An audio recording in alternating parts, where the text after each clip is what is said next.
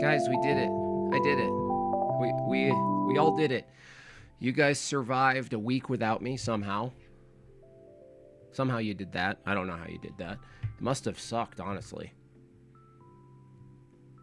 I even peeked in on the internet throughout the week, like here and there, and I was like, wow, this place sucks without me. Yes, pay your back taxes, please. Yeah, it was a huge endeavor for me. Huge endeavor. And it was just, I can't, like, I don't know. I honestly don't even know where to start, you guys. I don't even know where to start. So, for those of you who might not know, I don't know how you wouldn't know. I took a week off from streaming to do a 6-day intensive on iconography. And a man named Theodoros Papadopoulos flew in from Greece with his lovely wife. They actually stayed with Meg Bob's mom. Shout out to Meg Bob and her mom for organizing the stay for him. She cooked amazing Greek food for us. And he flew in, and he's been in the States with his wife since May 28th. So they're on their way to Los Angeles. They're there already setting up. They finish in Oakland. No idea why anyone would go to Oakland. You know what I'm saying? Pow, pow, pow, pow. And then they're heading back. So, yeah, so I didn't know exactly what to expect going into it. It's a bit nerve-wracking because, you know, if you're Orthodox, your endeavor it's sacred. It's something special. It's not just drawing a bird or something like this. So there's a lot that goes into it, and there's a lot that's required of you.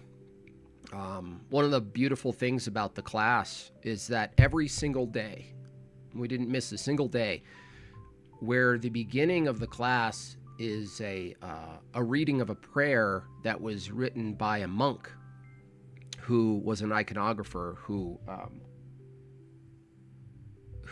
left behind a whole body of information and work for people to build on.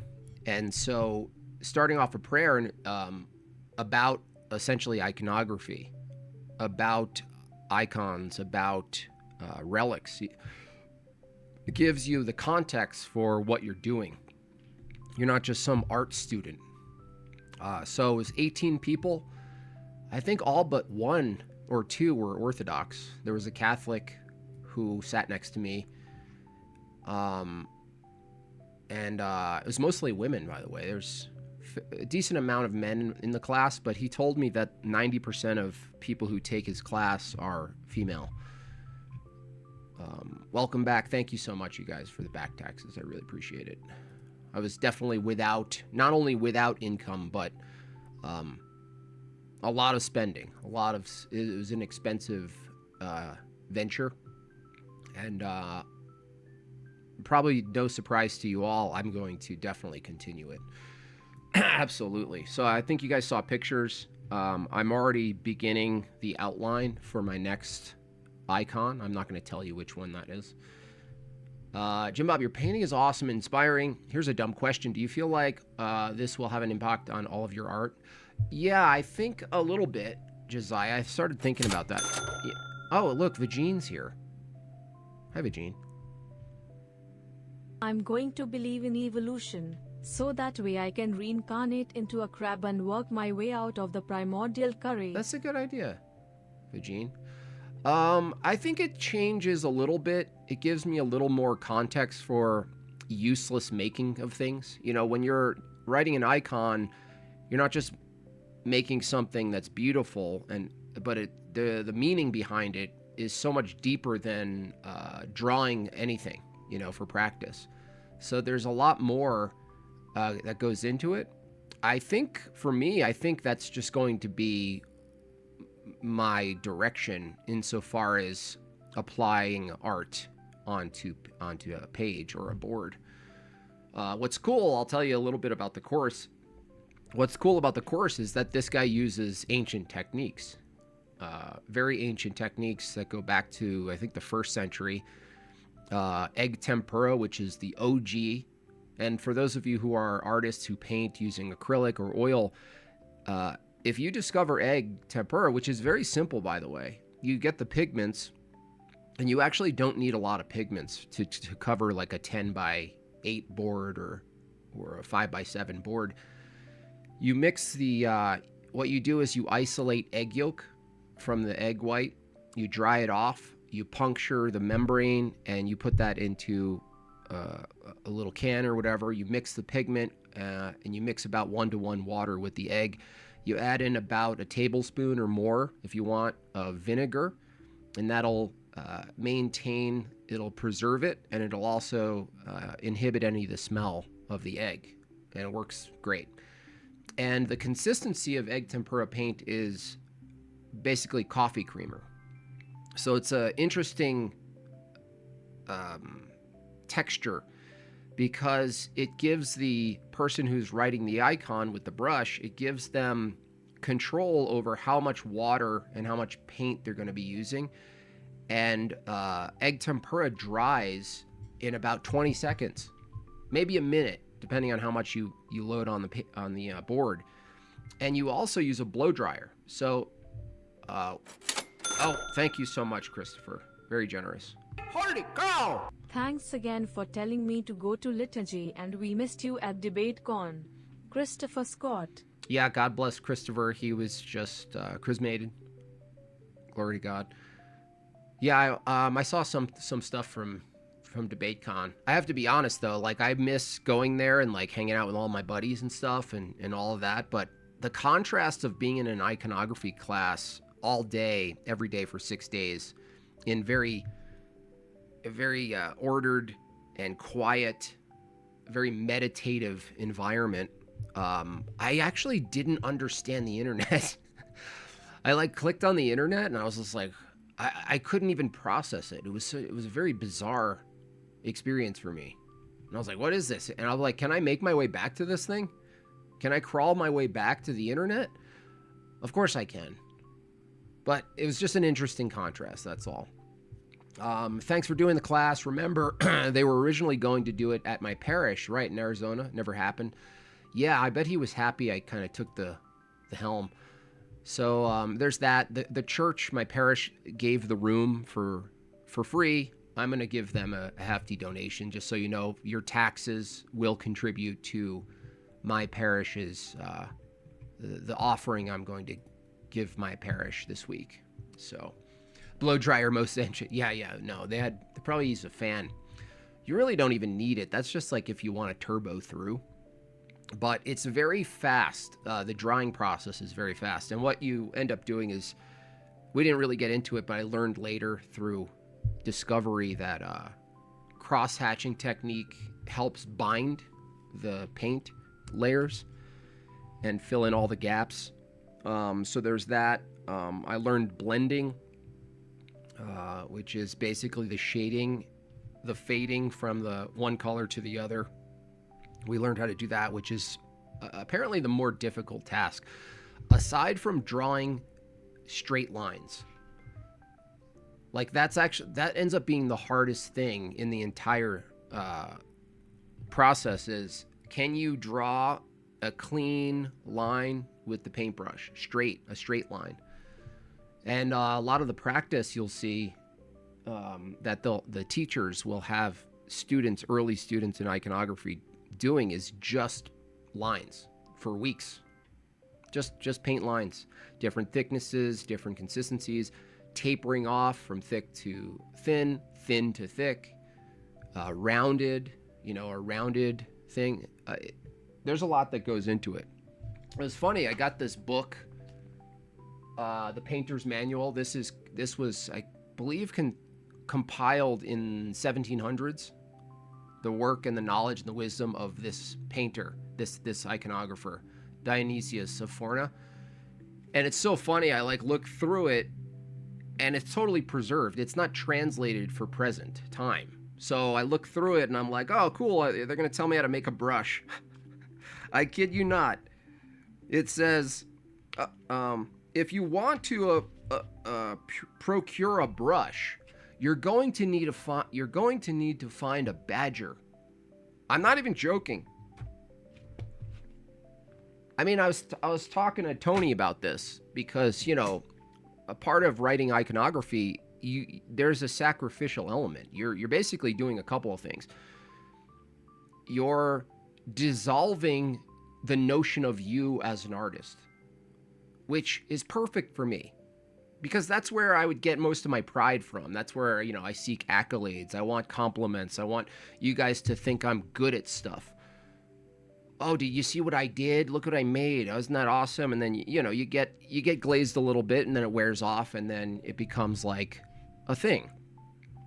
Iconography, you disappear. You basically sacrifice your own, for lack of a better word, ego or personality.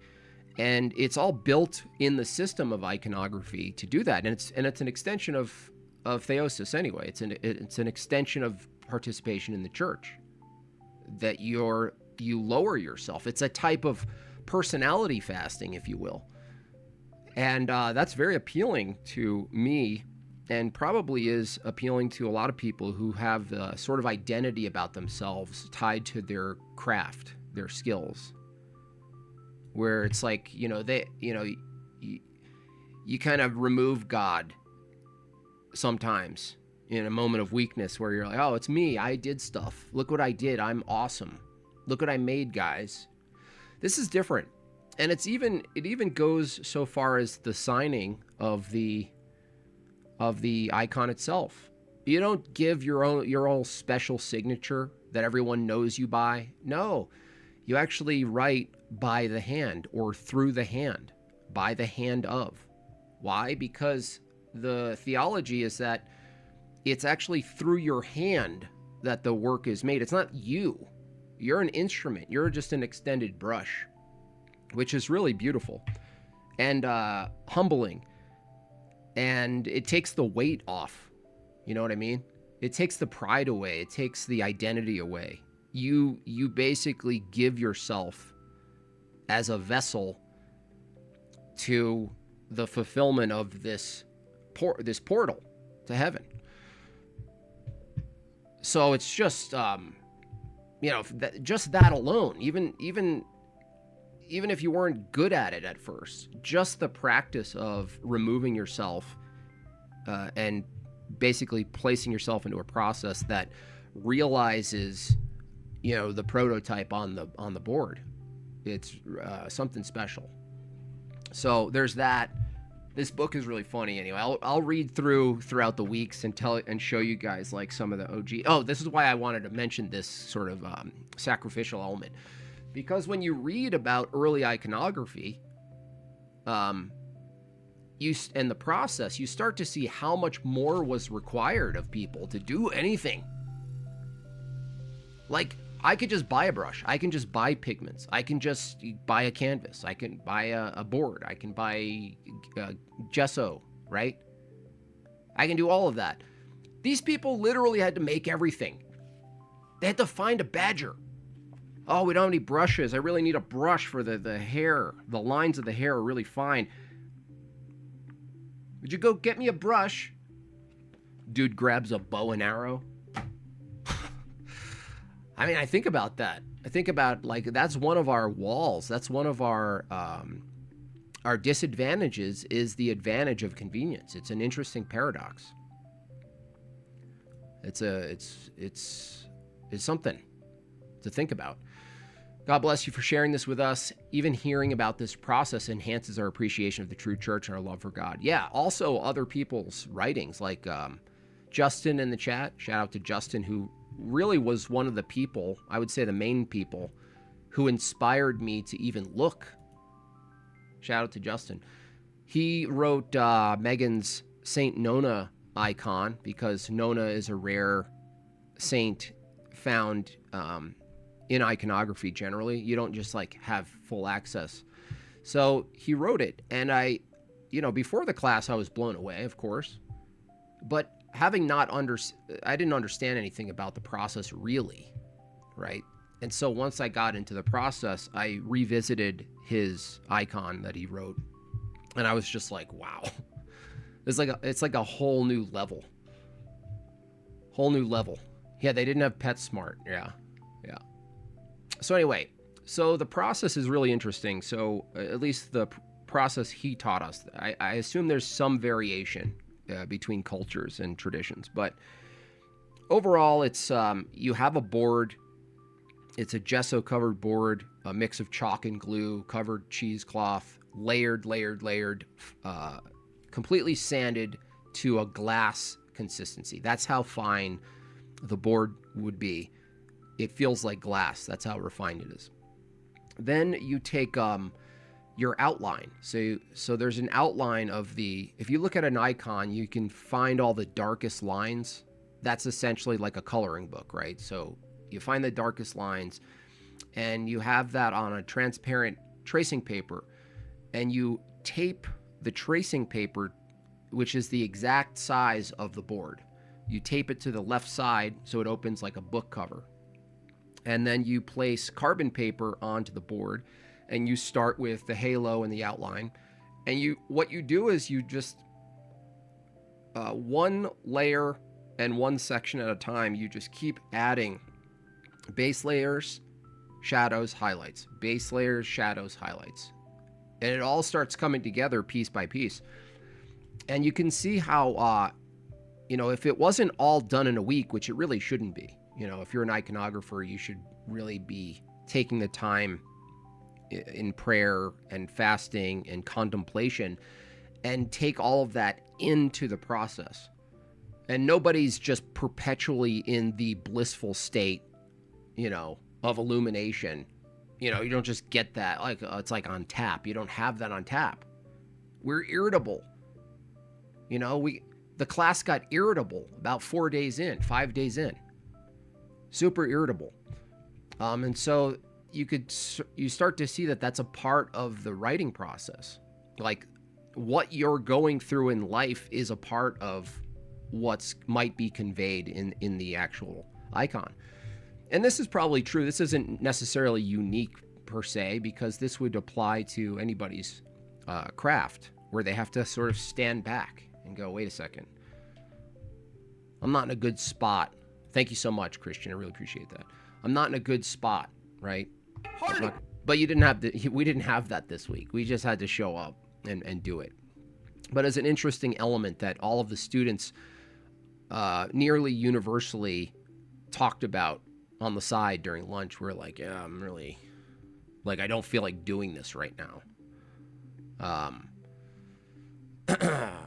So anyway, so you transfer all that, and it starts to come to life. It starts to show its face, and it's a beautiful process. And with tempera, you have to wait. I have to wait like 4 months or something to actually put a varnish on it. That's another thing I learned. They have to be very patient with it, curing.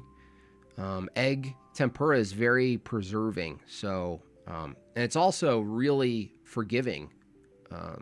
It doesn't have that weird buildup that acrylics has. You guys know who paint.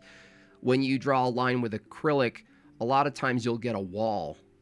It starts to coagulate up and creates a ridge, and then you have to go back in and try to flatten the ridge, and then that widens the line that you made, and it's chaotic. Egg tempera, it lays flat all the time. There is no buildup because it's essentially egg yolk, which is the binding, and the pigment, which is just powder. So it always comes to a rest, and you just keep adding. And then if you do too wide of a line, you go in with the adjacent color and you clean up the line, and it's all very fluid. It's very fluid. So I don't know if I'll ever I'll even try, honestly, acrylic, because it's almost like one of those things. Like once you go egg tempera and you work with it, everything else is gonna feel like, do I really have to do this? So anyway, there's that. What else did I learn? I did find the teacher sent me a big book that's a well-kept,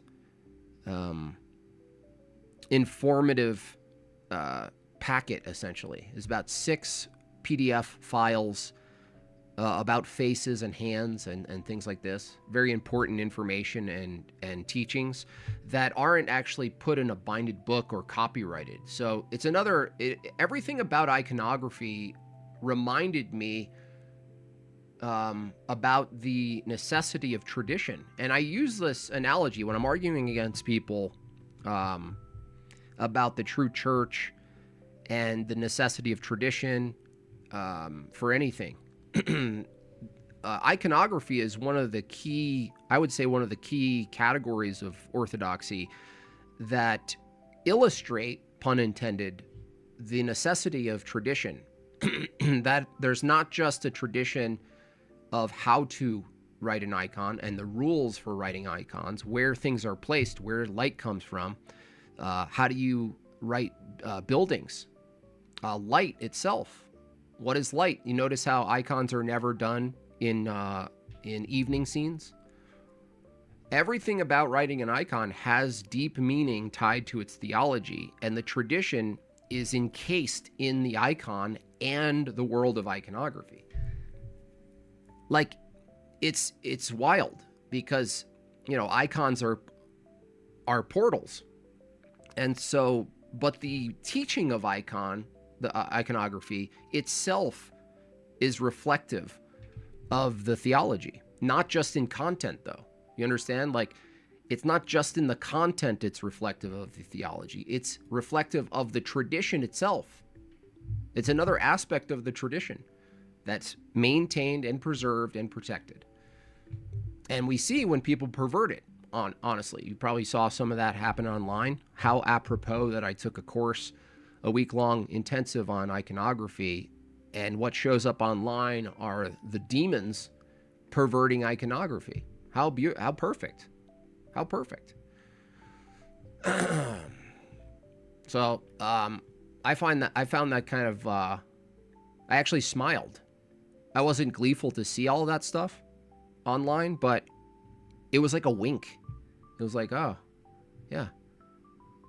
And you post stuff like that. You post like the beauty of iconography, the beauty of an Orthodox parish, a church inside and out. And they freak out, man. They don't like it. They scoff at beauty. They're like, I need to pervert that immediately. Was the teacher Drazen Duport? No. His name was Theodoros Papadopoulos. I can't pay my back taxes until Friday, but really enjoyed the time lapse. Yes, the silence was exceptionally noticeable. Yeah, I actually chose that. Thank you for noticing that. I wanted that like that. Yeah, because you could have thrown a chant in there and it would have been like on the nose or whatever. But nah. Anyway, you guys can see pictures. I'm in black and white, so it wouldn't do me any good to go get the icon and bring it up. You know what? Maybe I should. When Meg Bob gets back, she can bring it up to me. I just don't want to drip. I just took a shower. I don't want to drip water on it. It'll actually ruin it if you drip water on it. Who gave him the authority? That's actually interesting, Joey. That's one thing that's a little bit blurred, honestly. Like, I talked to Justin in the chat about this. Like, what's the protocol for officially being an iconographer? Now, I'm not getting ahead of myself. I am very excited and passionate. Like, I'm lit up creatively, completely, like never before. But at the same time, there's always that thing in your head going, well, it's not fully ambiguous. It's just not so formal, which is maybe a part of it. Like, it's not legalistic, the process and the blessing and who's guarding it for you, who's the guard for you, because it's not necessarily like, I don't know how that works. Like, is your spiritual father, is your priest also in a sense your iconography normative authority? Like, even if they don't have the background in it or whatnot, that fascinates me. Modern artist subversion of beauty, absolutely. Yeah.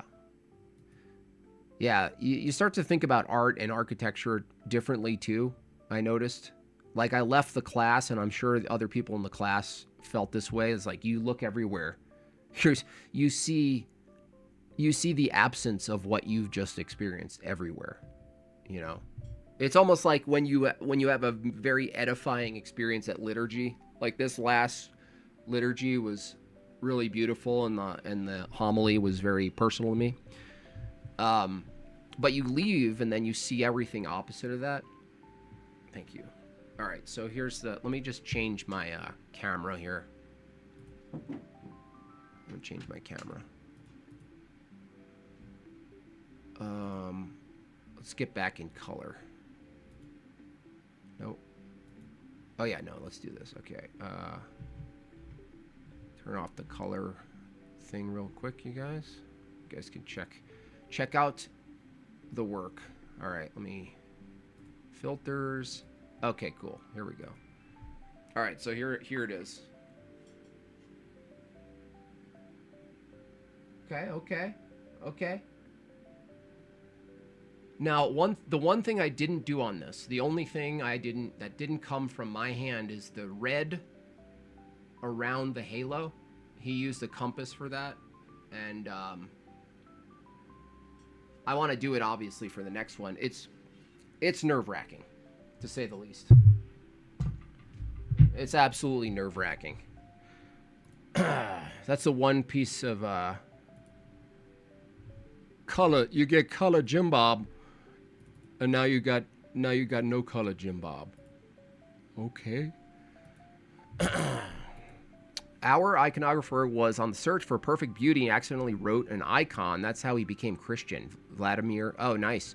You know, I was talking to Justin and even Tony about this, and I don't want to make any grand prophetic sounding claims or anything like that, but I truly believe that, you know, this sort of movement, this wave of orthodoxy in the West, which has to be managed properly, requires priests. We need clergy for it. I truly believe that iconography will be one of the essential tools for America becoming Orthodox. Now, you think all these other things. You think the rejection of Protestantism and you know, the smoke machine, bass guitar churches and all this stuff, and you think, well, yeah, there's a migration away from that toward the truth, which people end up in Orthodoxy or Catholicism or something much worse like Islam to overcorrect for it. Okay, that's one trend, yeah. They learn about church history. Okay, that's another trend. They learn about the councils. Okay, that's another. Debating, that's another trend.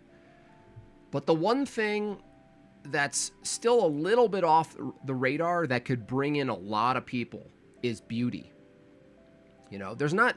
Look, a debate could be beautiful. Someone could actually do a beautiful performance in a debate. It's not as common to refer to a debate and put it in the category of beauty because it's like a different experience. It's propositional. But beauty is the thing ultimately people are craving because beauty and truth go hand in hand. And it's interesting. I saw this whole debacle with like Jay and Owen Benjamin. And, you know, Owen Benjamin made an icon of Jay and he put feces on it. And are we surprised? No, we're not surprised by that kind of behavior from that guy. But it got me thinking because I saw him try to cope about it. Like, you know, it was unavoidable. It was on my X feed.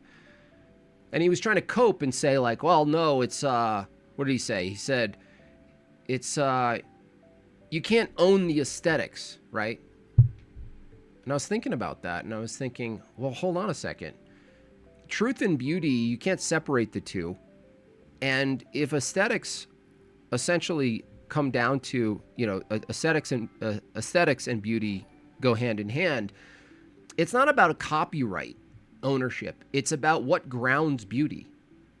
That's what it's about. What grounds beauty. It's not about ownership of beauty. This is such a temporal way of examining this thing. Oh, you can't own an icon. I could make an icon. Well, no, you're using things like halos. You're using these things that have meaning, deep meaning in church history that are utilized for a certain purpose. Now it's perversion. So these people were saying like, well, even this Catholic, I had to block him because I was so disgusted in him.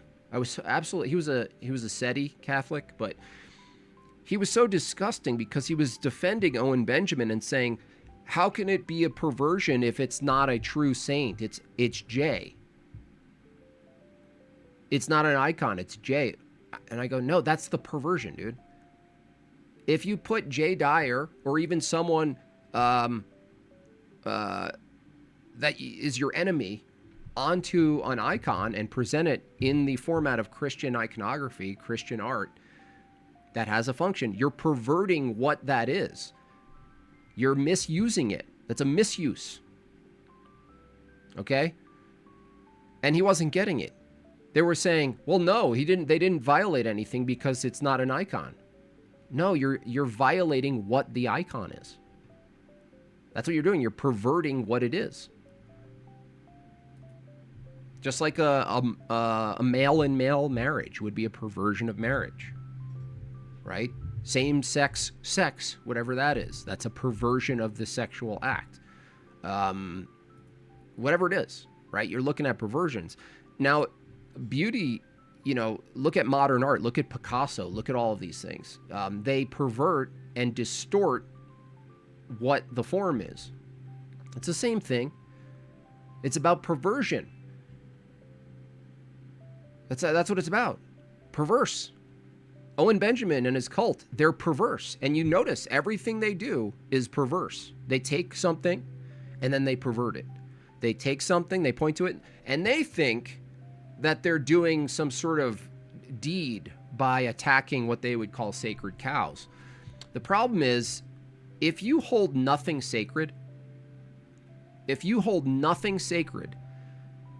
you're lost.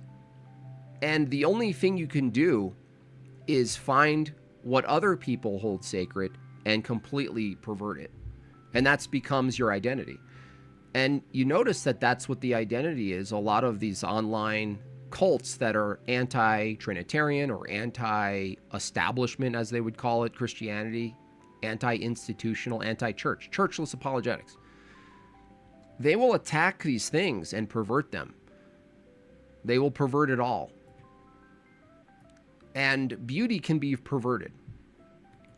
And aesthetics need to be grounded. And so once you realize that aesthetics, and I think orthodoxy is the best way to realize internally the relationship between beauty and truth. And I was talking to someone in the class about this and how there's a guy in my church whose dad is a priest and his brother, Petitsas, something. I actually reviewed one of his talks. He was talking about the hierarchy of these categories, and he put beauty first. And it makes sense now. Before it was like pretty abstract to me. But the reason I think that's correct is that even when you share something that you experience as true with another person, whether you an experience at liturgy or an experience at home with your family, the experience itself, after you have it and you sort of isolate it, you're not going to reflect on it and go, oh, that was so true. You know what I mean? You're not going to comment on the most important times in your life with your family and your kids and your parents and your friends, your fellow parishioners. You're not going to reflect and go, oh, remember that day? That was so true. No. No, you'd say it was beautiful. That's kind of, in the experience of being human, it seems like we're going to prioritize beauty in that sense. Makes sense to me. Even if it was done in the most flattering way possible, it would have still been perverse. Yeah, it was still perverse. It doesn't even matter. It's still, even if you, yeah, exactly. Even if you made the most beautiful icon, like people do this of musicians, like Freddie Mercury, and they put the halo and they do all the things. It's still a perversion. Do you think American Orthodoxy will ever get its own unique identity in terms of aesthetics? I don't think so, maybe. I don't know what it would be, honestly, because I can't really separate the Enlightenment sort of liberation, like the identity of liberation, from America. So I don't know. I think it would be some sort of synthesis. I'm not sure, actually. It's a good question because, we're so based in convenience that it shows up in our architecture. Everything's a square, replaceable square, beige. Don't make it too wild or we can't sell the house. Don't paint a beautiful icon mural on your wall because it's going to be hard to sell the house. It's like, what are we prioritizing here? What are we prioritizing? It's wild. Good question, though. I have no idea the answer.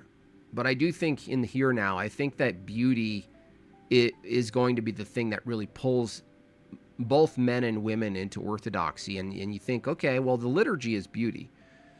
But if you're not going to get people into liturgy, let's say they just fight it.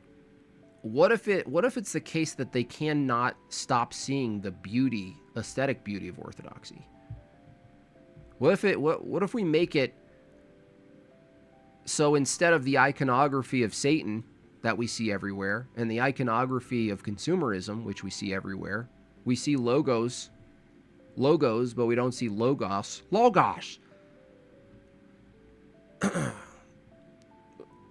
It's about proliferation of beauty then. Okay, well, we have armies of people who are capable of this. And they're lost. Let's face it. Artists are lost people.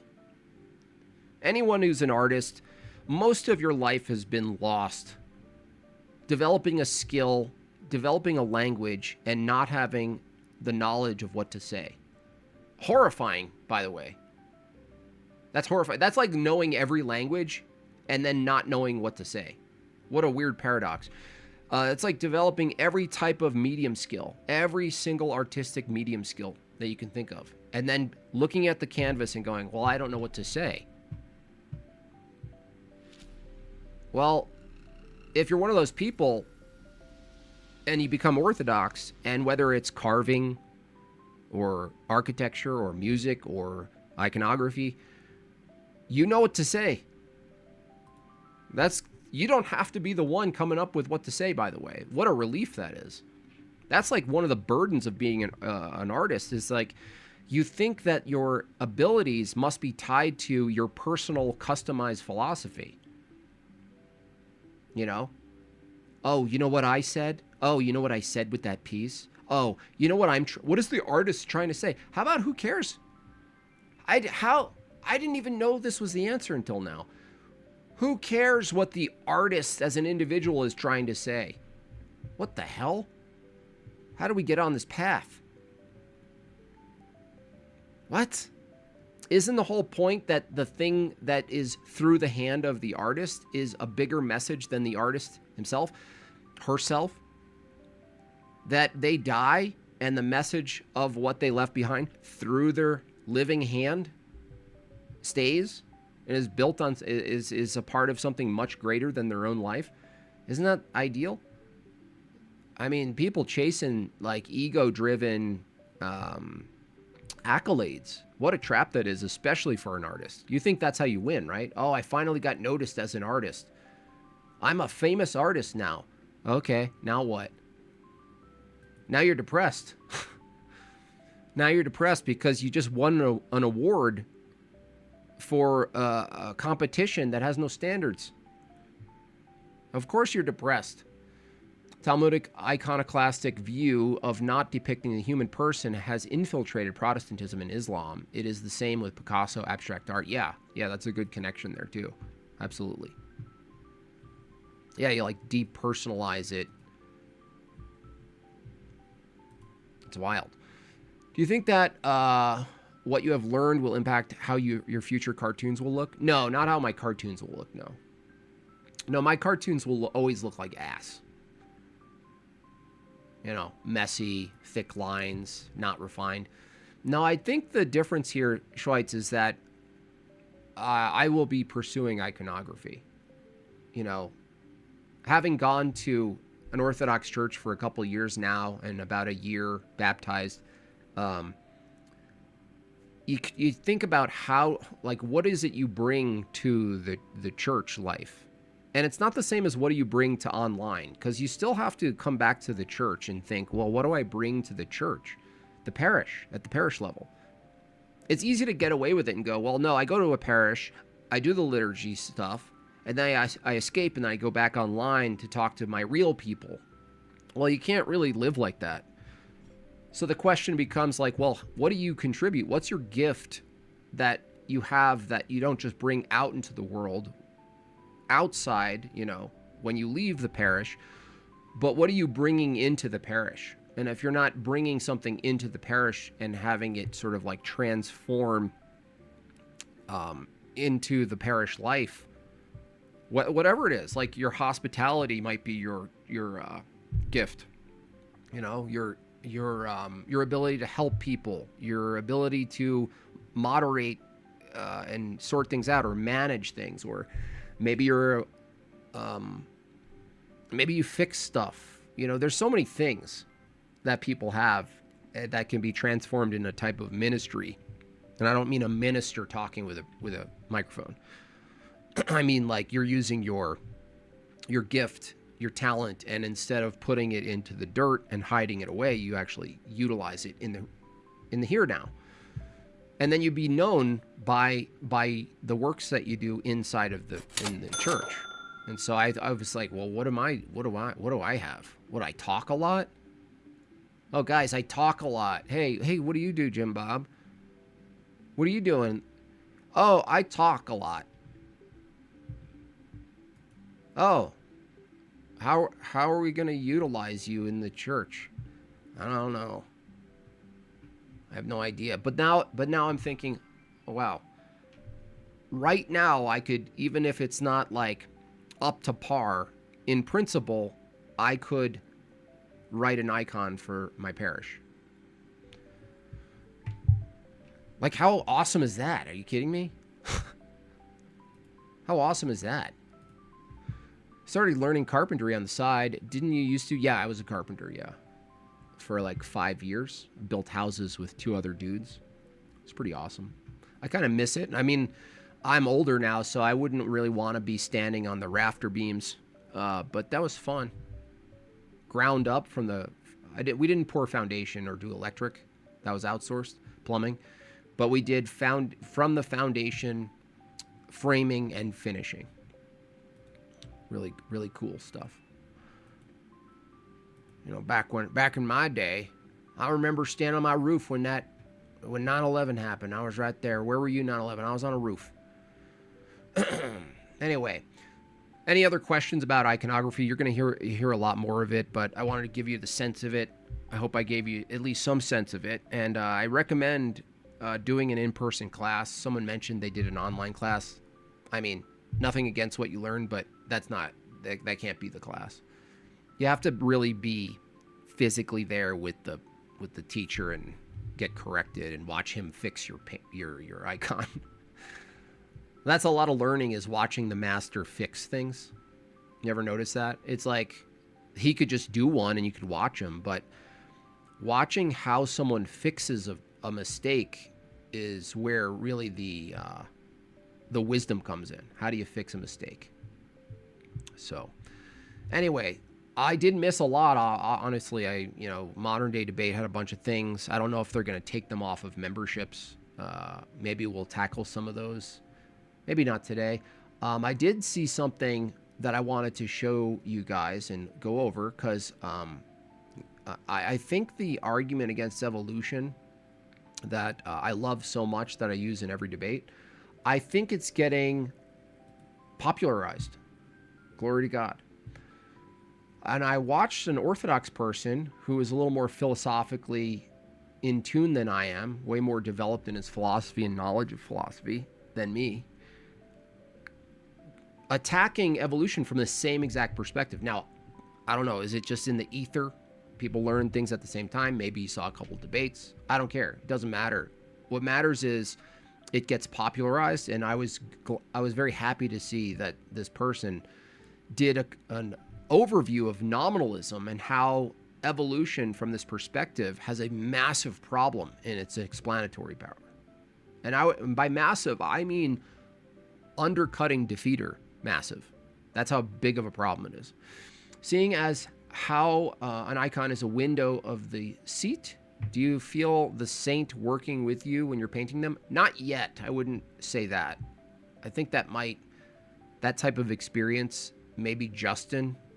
You can ask Justin, who's been doing a lot longer about that.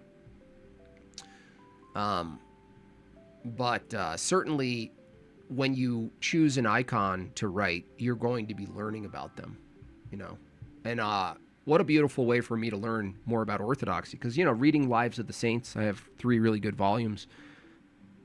Great source for getting the mind of Christianity through the life of someone. But learning iconography, you're basically forced to understand who the person was in history. How did they die? How did they live? And that's not something you're just going to get from like reading scripture. That's the missing element also from Protestantism that has people convert. It's not just ancient traditions and the liturgical practice and incense and the rest. It's that there's a whole other extra biblical existence of the lives of people throughout the ages that you don't get. You wouldn't need to get them from Protestantism. They wouldn't be a necessity at all. You don't need anybody before you, actually. You just need you. Just need you. William Lane Craig and the Archbishop of Canterbury. The chick? Oh, the previous, not the chick. Oh, that's interesting. That should be good. Yeah, he's one of the... William Lane Craig? I see. Adam was a monkey. Mr. Follow-up? Sorry, hold on. Sorry about that. So much back taxes coming in, I can't even keep track. Hold on, let me just go from the recent. Last Saturday's debate against the Evotard was your best yet. That guy seemed interested in what you were saying and wanted to come to Dortlandia to discuss further. Yeah, I'll have him back on or something. I invited him to liturgy. He was already kind of leaning toward orthodoxy. I talked to him before the debate started. Actually, that reminds me, there was a comment that I wanted to read that was just so lame. If you earn me reading your comment because it's so lame, that's really a lot. Usually I'll just ignore it or just respond. When I read it to my audience, you really scored. I saw that. Start learning carpentry. Where? This? Oh, this. Or does America get regional aesthetics, South, coastal? Well, we already have that a little bit. Does Appalachian Orthodox push apply upstate? Yeah. No, I get what you're saying. I don't know how that unfolds. Is it just whatever kind of catches, Because honestly, I'm a bit disappointed. Here's my personal preferences coming in. I'm disappointed that I've heard the Appalachian Christ is risen chant with the thirds and the fifths harmony, and that's not what my parish chants at Pascha. I hate to say it, but it's always, every time, it's a type of and it's personal, right? In the end, I have to put it aside, but just being honest, I'm a bit disappointed that I don't get to hear the Appalachian every time. It's just, to me, it's the best. Jumbo, I love your time-lapse video on St. Michael. I knew you'd be a great iconographer. You're awesome. Thank you. Really appreciate that. I love it. I love it. I just fell in love with orthodoxy in a whole new way. We miss you, Jumbo. We pray for you, brother. May God continue to bless you. Thank you, Giovanni. Appreciate you. All right. First, let's look at this comment. You guys have to see this comment. I mean, it's just this guy. Come on, man.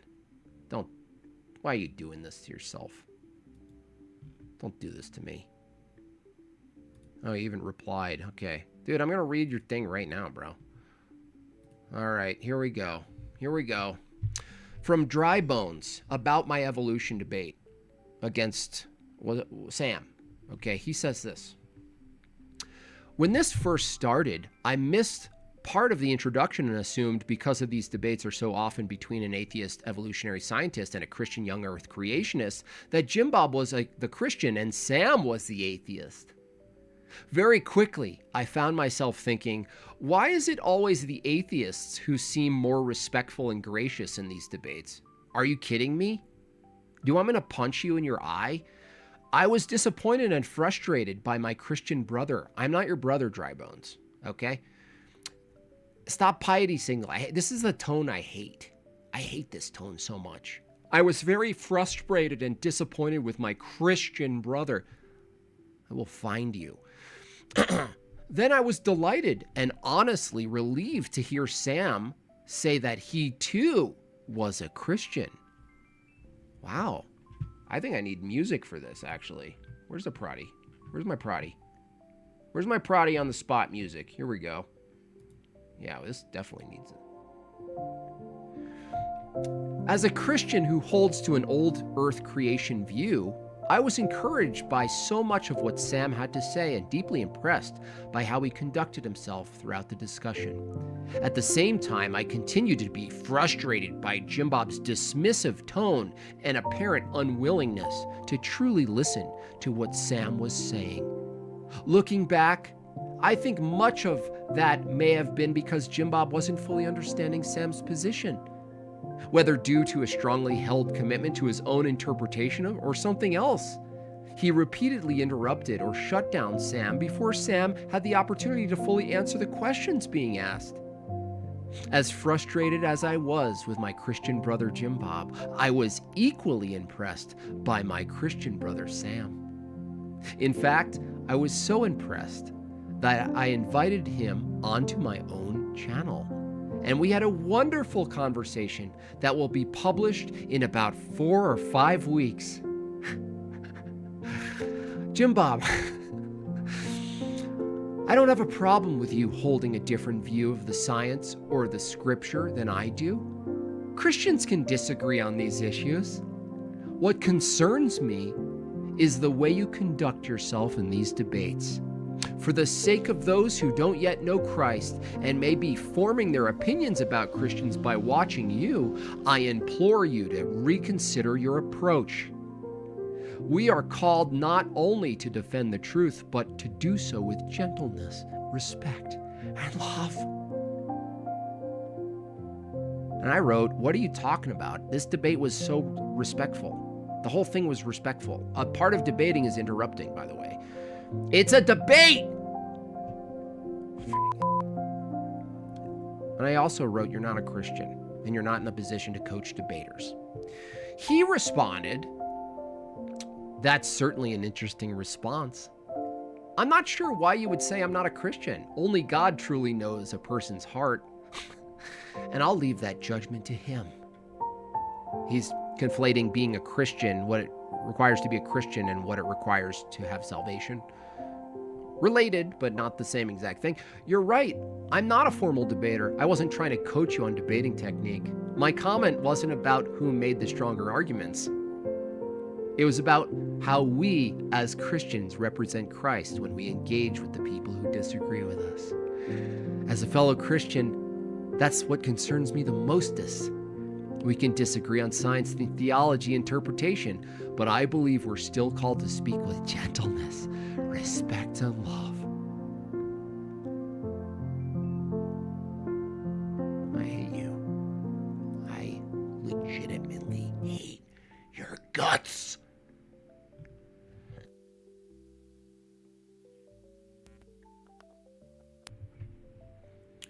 Anyway. Unbelievable. Unbelievable. Unbelievable. That's the thing. You talk about people converting to orthodoxy. People are so tired with this passive, aggressive, gentle, feminine thing that you guys do. That's not how men behave, dude. There is a time for gentleness, and there's a time for firmness. It's not all one thing. The tone policing is exactly what the men are tired of. They're like, no. There's a time to be bold. There's a time to slap the heretic, metaphorically. It's so bad. No wonder people are fed up. So there's that. Anyway, okay, let me look at this video. I thought it was, I lit up because I was like, this is awesome. This dude, he's more of a nerd. I think he's Orthodox. He said, wait, okay, Nathan Jacobs, small channel. I don't know how accurate, he says an Orthodox Christian perspective. I assume he's Orthodox. Okay, I'm going to assume a lot here, just so you don't hold it against me if you watch him and then you find out like he's like a LARPing Orthodox, okay?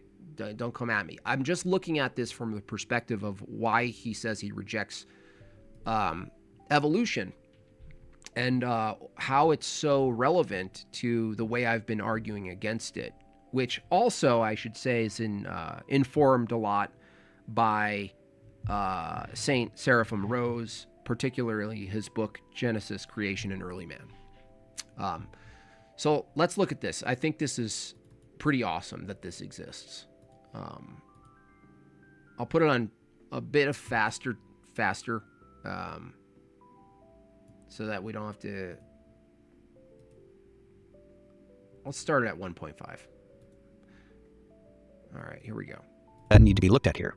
The one are the questions of whether or not there is an utter incompatibility between Christianity and evolution, given the view of death and the age of the earth. That's one question.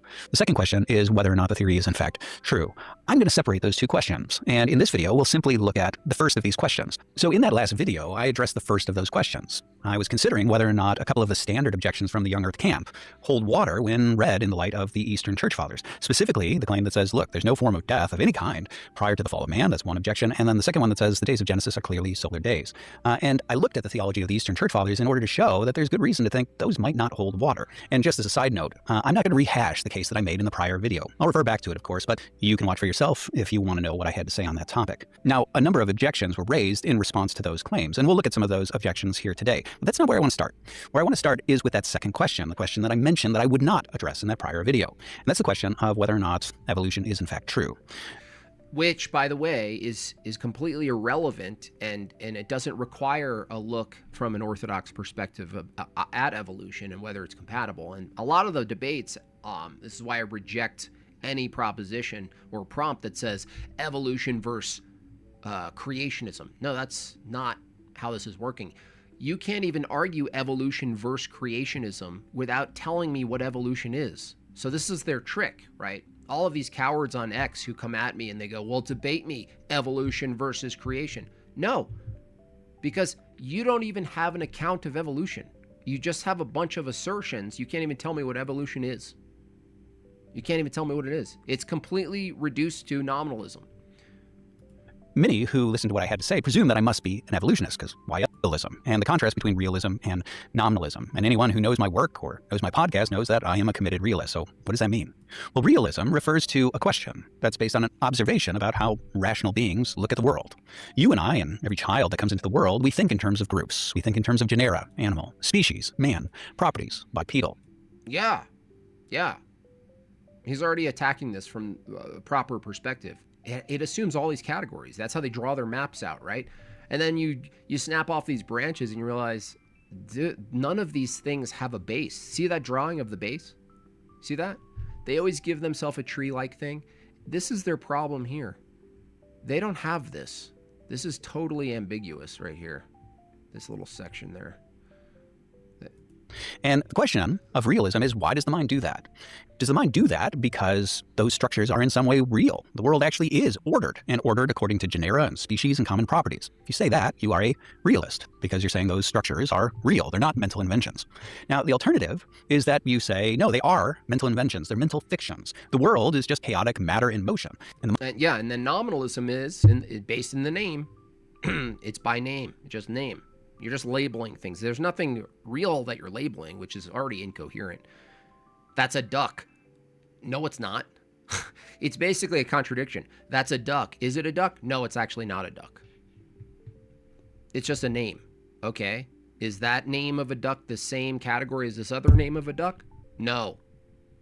The mind needing to What's the name of the video? It's recent. It's called Why I Reject Evolution, an Orthodox Christian Perspective by the Nathan Jacobs podcast. organize its experience, invents a series of categories, and it begins to group things. But in reality, the world is not really ordered according to genera or species or common properties. These are just names that the mind comes up with in order to help organize its experiences. If you say that, then you are a nominalist, from the Latin nomen for name. These are just a bunch of names. So folks who listen to me regularly or read me regularly, they've heard me talk about realism. Yeah, I would bring him on. Absolutely.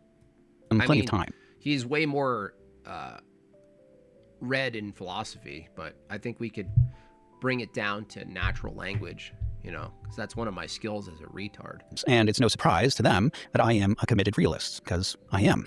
And that commitment to realism is significant to why I reject the theory of evolution. So let me start by framing the theory according to realist terms. So it's rather standard within realist circles to talk about the difference between essential properties and accidental properties. So what does that refer to? Well, let's imagine, for example, a square. The square has certain essential properties that are true of all squares. It has 4 sides. Have I any advice for dealing with lust? Yeah, the Jesus prayer, first and foremost, and action, because when you think about lust, if you're talking about sexual, there's other lusts like worldly things like food and all sorts of stuff. But if you're talking about just the sexual sense, you got to think about it like this: like, what's the end? What's the end of it, right? We all know the end of that, right? It ends in a type of action, and then it's over, right? So the thing is, like, you have to redirect your action. Also, talk to your priest. But that's my personal thing, Talk to your priest about that, but also Jesus prayer, and do something else. Literally You have do to something. grant street curry in order for the brain parasite to exist. Thank you, Vagine. It has 4 right angles. The sides are equal length, right? These are essential to it being a square. But how big? Look at icons. Yeah, look at that. Yeah, because most lust, you're gonna have the icon of Satan in your head or on a screen or whatever, and the reality is, you're basically swap the icons. That's a good one, David. Yeah, go to your prayer corner, dude. Big is a square? Or where is a square? Or what color is a square? Well, the answer is it varies. Squares can be any number of. Yeah, that's an action. That's more than a mental action. That's a good one too. Physically start doing prostrations. Yeah, that's actually, I've never heard that one. Colors. They can be any number of locations. They can be any number of sizes. That's why these are called accidents. Such properties are accidental to what the thing is, and they're subject to change without affecting what it is. If we have a square that's blue and we suddenly paint it green, we don't change the fact that it is a square. This is a really key part, okay? This is essentially my argument, and I'm going to actually utilize this square analogy. Listen to what he says about the square. Number of sizes. That's why these are called accidents. Such properties are accidental to what the thing is, and they're subject to change without affecting what it is. If we have a square that's blue and we suddenly paint it green, we don't change the fact that it is a square. Okay, think about that. This is exactly my argument. To say there's variation in a thing, in this case the square is the thing, universally established. If there's changes to the square, in this case accidental changes, green, yellow, rainbow, invisible, whatever, okay? It doesn't change the square. So you're saying there's a difference in the square, differences in squares, okay? But there's not a difference in what the square is. There's a difference in the properties the square, as it is, has. Now swap the square with an animal, Pakicetus. They actually have to say that the changes in the color of the square, with enough changes in its accidental properties, the fundamental thing that it is, a square, can change what it is based on the accidental properties. But he's already established that these are 2 different categories. So evolution is just a massive category error in this regard. That's just the nature of accidents. Now, the immediate problem that begins to surface when we think of the theory of evolution is that the theory suggests that the compounding of accidental properties over time will result in a change in essential properties. Yes, see? This is exactly what it is. This is this is in smart language. This is the proper way to say it in smart language. I don't have this language. Now, immediately as a realist, I have to say that's not true. It's obviously not true because accidents by definition are properties that have no bearing on the nature of thing. So how could compounding accidental changes ever change what it is? I can change the color of a square as much as I like, or the size of a square as much as I like. As long as I'm dealing in accidents, not the essential traits of the thing, those won't affect the fact that it is a square. So that's the immediate problem. Now, this initial problem with the theory highlights a second problem with it if we consider the theory in narrative terms. So let's spin a tale, a little bit of a pun intended there, about a story, an evolutionary story that captures essentially what the theory wants to suggest. So let's imagine a certain type of creature. We'll call it a hominidid. And the hominidid is a tailless creature. Now, a member of the hominidid species at some point develops a growth on its backside. Now, initially, this is relatively small, but this genetic mutation is passed on to its progeny. And as it's passed on from generation to generation, that growth becomes more accentuated, a little bit larger, and then a little bit larger. Not just that, though, Nathan. It actually develops function accidentally, too. So that now, look, this is what's so crazy about evolution. The problem with the essential properties and the accidental properties that he pointed out with the square is a massive problem in evolution. But here's how much of it's a problem in evolution. This is how big the problem is. It doesn't just apply to the nature of the thing, a square, this frog-like thing. It applies to every organ in the body of the thing as well. A function itself has to be not essential to the object. That's why I bring up the liver. That's why I bring up the vestibular system or the eye or the heart. The function of the liver from this language that he's presenting, which is very helpful, Nathan, is that the thing that what the thing does, a liver processes toxins out of the body, among other things. The brain, what it does. These have to be accidental properties. And yet you have to hold from the evolutionary view that, yes, those are accidental properties. What the thing does is temporary. And even though it's inextricably tied to the thing itself also changes. So in this case, he's drawing out a tail from a nub. Does the tail itself have its own essential property versus accidental? Is the tail nub an accidental property and doesn't even have an essential identity at all? And where do you draw the line? It's completely arbitrary and made up. Back taxes. Thank you so much. Still. And if we fast forward far enough, at some point, that growth that has been passed on becomes large enough that it actually affects certain things like balance. And soon what we start to find is that those that have the growth end up having superior mobility capacities that are conducive to survival. And lo and behold, what happens is the hominidibs who don't have this growth begin to die off. And what's left is the one that has the sizable growth. In other words, what happens is the hominidib moves from a tailless species to a tailed species. Yeah, but here's the problem also. A tail... They say there are children born and there's this like extra clump of cells that grow. And because it's in that spot, they say, see, we used to have tails, which is a total jump. Because a tail, when you look at a tail in animals that have tails, they're functional. They actually serve a purpose. They're not just accidental growths that do nothing. And survival, tail as old as time, is the primary mechanism for how this becomes essential to the species. Now, there's difficulty in this story, and that difficulty comes down to a realist question. Is the genetic growth a tail or not a tail? In other words, in spinning the narrative, Is it a whale? Look, it's the same thing. Is it a whale or not a whale? Is a Pakicetus a whale? Is the whale a Pakicetus? What are we talking about here? Is the tail a tail? Is the brain a brain? Nominalism. There's nothing essential about it. It's just properties, accidental properties stacked on accidental properties. Particulars stacked on particulars. You can't make sense of evolution.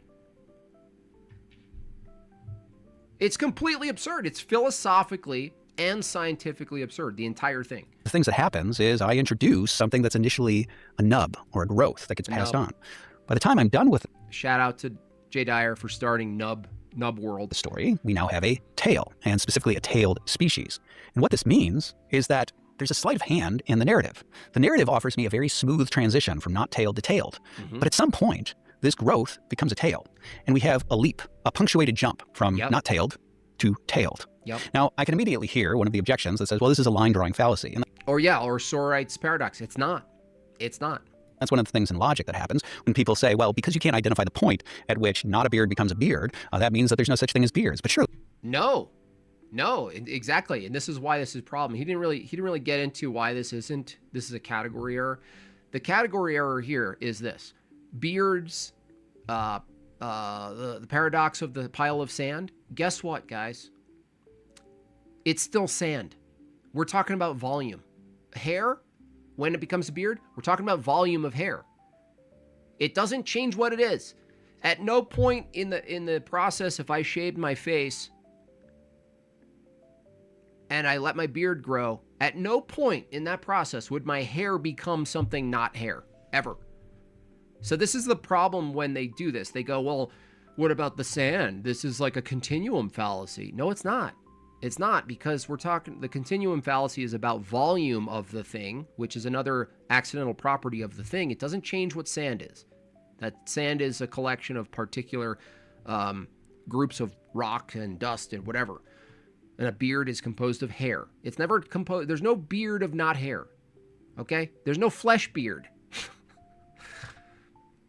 Oh, I like your cheek beard. What are you talking about? I don't have a beard. Yeah, you do. It's made out of cheek. Surely there are such things as beards. So is that the argument that I'm making? Well, in order to answer that, we have to look at how things like transition are understood within realist terms.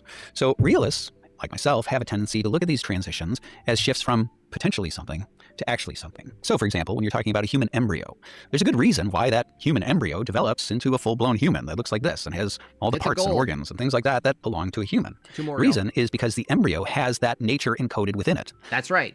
The embryo and the baby growing into an adult, and the adult dying as a 92-year-old man drooling.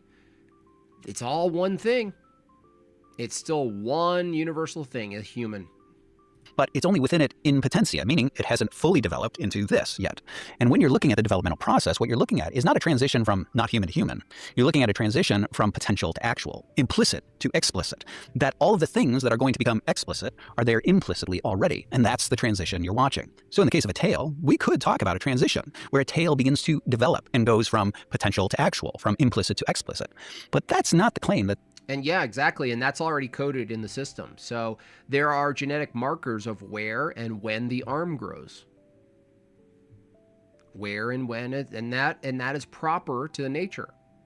This is why orthodoxy is superior in metaphysics, because when it comes down to it, everything that's in action, whether it's the human being expressing himself through his energies, those are going to be proper to the nature of the human. The human being the category of what we are, who we are, how we are, our actions are proper to what we are. In evolution, there's no such thing. You can't actually say there's anything proper to anything, because the nature of the thing itself is changing, the essence of it, the essentials. You can't examine it. You can't talk about it. That's how crazy it is. That's how crazy evolution is, that you have to admit you can't talk about evolution. That's being offered by the evolutionists. The evolutionist, it really is a growth and not a tail. And at some point, we now have a tail. So what are we to do with this? Well, I see only two ways of solving this problem. The one is to say that there is, in fact, punctuated evolution. Now, if you've never heard this term, this basically refers to the idea that one species just suddenly leaps into another species. For example, a chicken lays an egg and a lizard comes out of it. And this was, in fact, one early form of the theory of evolution. That there were these punctuated jumps where one species came from another species. Now, I would say stop calling it a theory, Nathan. If we interact, I hope I can get you to a place where, you're using it colloquially. I get it. But people should stop saying this, because it's not a theory. It's not even a proper theory. But that clearly fell out of favor for the theory as we know it today, which is gradual evolution, kind of evolution that I described in my narrative, where random mutations and survival dictate the development of something new. So that's not really an option when it comes to the theory of evolution as we know it today. So what's the alternative? Well, the alternative is nominalism. And this would, in fact, be one way of dealing with it. What we could say is look, the categories of nub or growth versus tail are really just names that we've come up with. There is no substantive difference between them. At the end of the day, we're just talking about lumps of cells or whatever it might be. And just because we draw a distinction between a tail and a growth doesn't mean there is, in fact, in reality, a distinction between a tail and a growth. And it's also already incoherent, because what are we referring to?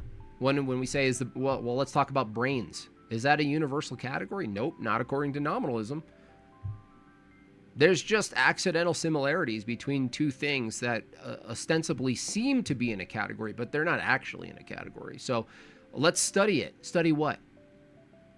Study what?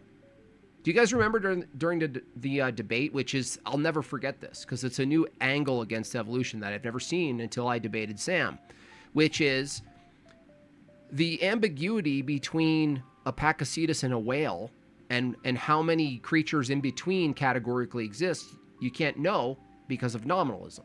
You can't even know. You can't even know that there's a whale or a Pakicetus, let alone everything in between. But there was something that came up. Do you guys remember in that debate? I'll never forget it. It was that he said, he has to say, when studying the genome of the whale, he's going to go back into time and assume that the Pakicetus was the predecessor or the precursor that shared something genomic and phenotypical with the whale.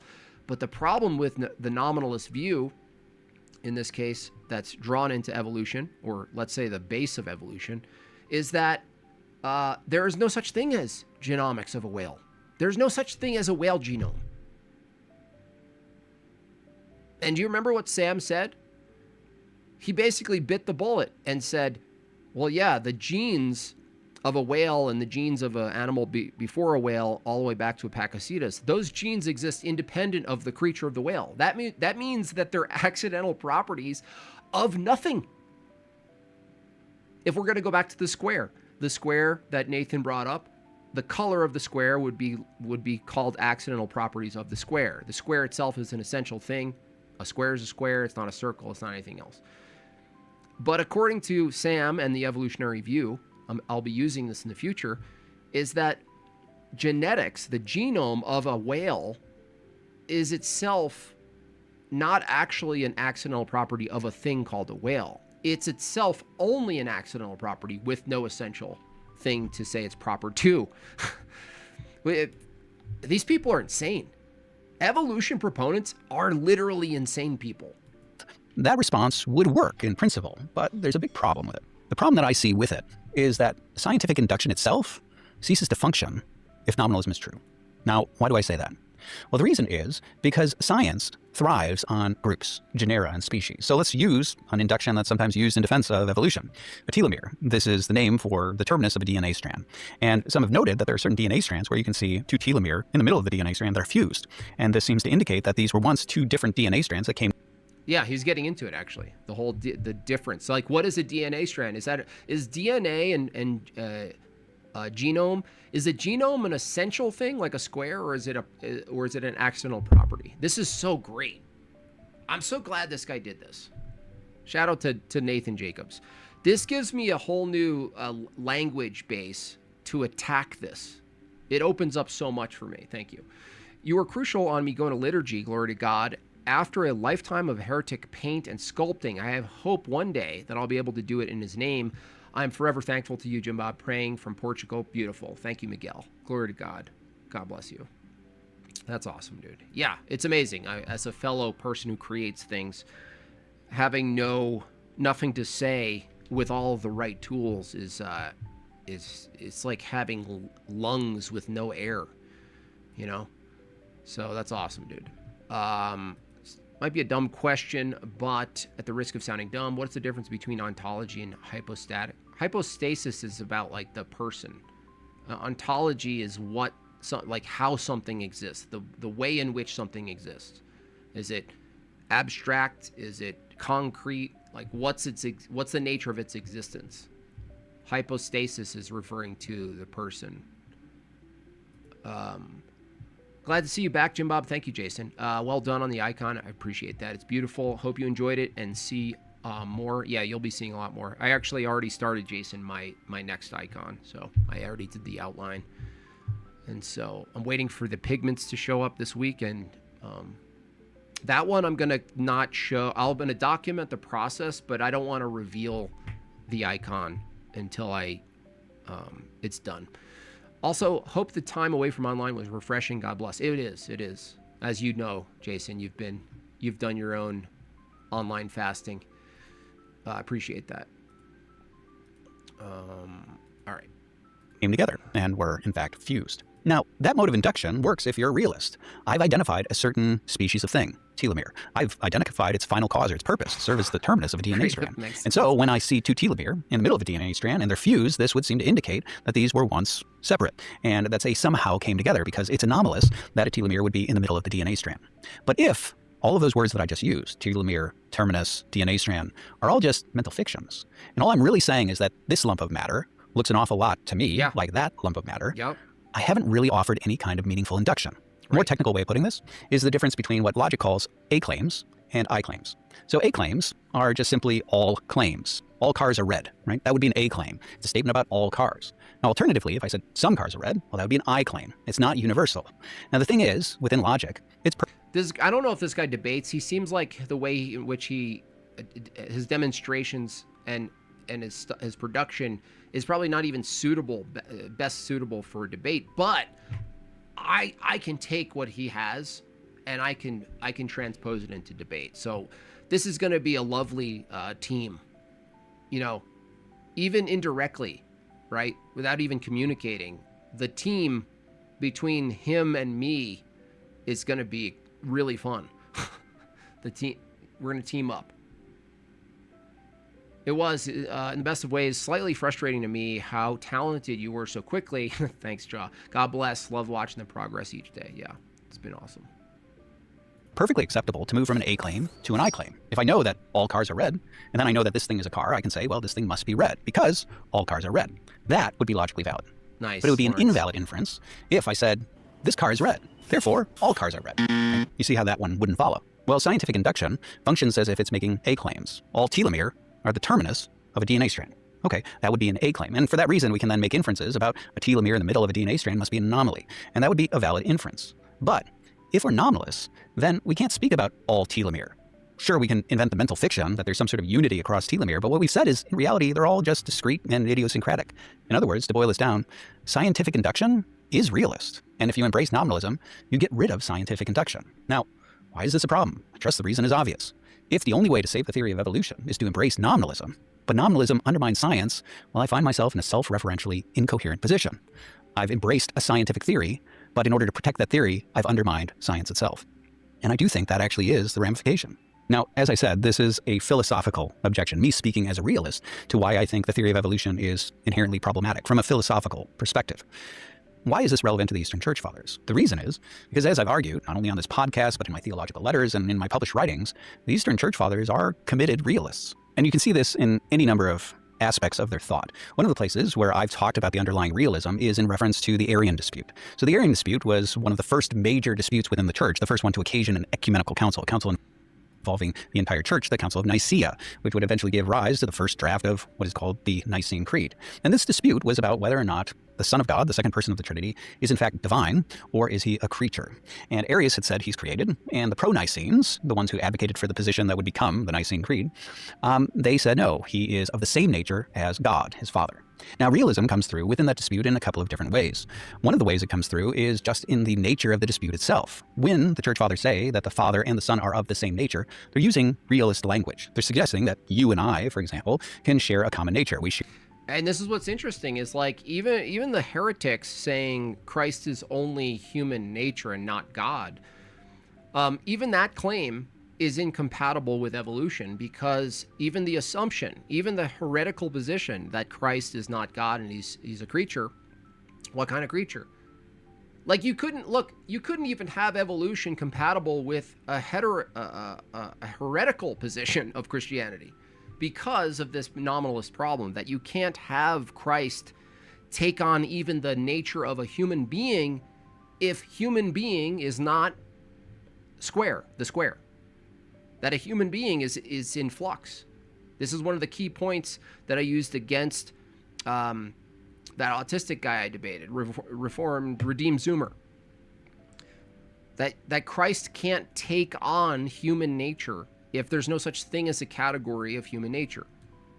There's just a set of accidental properties. You can't have it. It's impossible. Share the nature human. And so in the same way, they're suggesting that the Father and the Son share a common nature. That's a realist claim, that two distinct individuals can share a common nature. But we also see it in the way they understand creatures. When they start to describe the underlying differences between God and creatures, we see their underlying commitment to, well, things I already talked about. I talked about the distinction between potential and actual, and the way in which something transitions from potentially something to concretely something. Right. Well, that right there is how they actually define the nature of creatureliness. The hallmark of a creature is that it was potentially something, and it moved from potentially something. And you can see how evolution is mostly based on this composition fallacy. Look at the image here, okay? You have a zygote. You have an embryo that starts the process, in this case of a human, to build inside the womb and to be formed, and then to be born and to live a life outside of the womb. Okay, so here's what they did. They took the process of a thing that has properties to it. The nature of a human being starts at conception and grows and then develops and is birthed and then lives a life. The whole process is still proper to the nature of a human being. Just like every other animal, the same embryonic process of development is proper to their category of what they are. I think what happened is the Evo proponents of the early Evo proponents figured out by observation the development from here to here on this chart. And they thought, well, if that's true of the part, in this case, this child, then it must be true of the overall category of humanity. But that's a jump. That's the big jump. That's why they go, microevolution, macroevolution. That's just something creationists use. No, it's literally the basis of your entire assumption, is that what's true of the part must be true of the whole. In this case, the part is an individual, and the whole is the category that the individual is in. If the individual goes through a change from conception to birth, then the human category over time must have gone through the similar change. That's all they did. That's literally all they did. Something to really something. It's a transitional being, whereas God doesn't do that. And so in those sorts of things, you see a very clear realist metaphysic. They are committed realists. And we could point to any number of things within the 7 ecumenical councils, things about Christology and the 2 natures of Christ. If you're really interested in this topic, you could check out my series that I did on the 7 ecumenical councils and the philosophy of the Eastern Church Fathers that we find there. In fact, innate to the nature of the world. They're real, and they are providentially ordered. Well, far from being an objection to my position, I fully agree. All that's to say is that, yes, I do in fact reject the theory of evolution on realist grounds. Yeah, and you shouldn't even, look, Nathan, you shouldn't even call it the theory. You should reject that it's even a theory. And I think because you know how infuriating it is for these people when you debate these smarty pants people and you go, hey, can you take me, at least we could take evolution through the scientific method. And they're, oh yeah, well obviously that's a given. That'll be easy. Do you know how embarrassing it is for all of these people? When you ask them, hey, can you please take us through the scientific method, starting with an observation, and they literally can't do it. It's like they turn red. They turn red. Because the Eastern Fathers are realists, that their underlying philosophy. That's right, Suzanne. Thank you so much for the reminder. 16 minutes to hit the goal. Yes, we're living on back taxes. A whole week off from streaming. Everyone got a good break from me. I got a good break from the internet. But certainly, the Jortlandian island needs to keep going.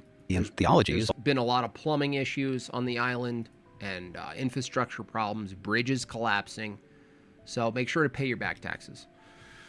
I always understood microevolution to be a smuggle, yeah. An attempt to just add evolution to the idea, yes. That's exactly, Chaw, what's happening. And it's simple to understand because you go, oh, you saw micro changes in a square? And they go, yeah. And I'm like, did the square maintain its squareness? And they're like, yeah. Okay, so what are you claiming here? Is ultimately incompatible with the theory of evolution.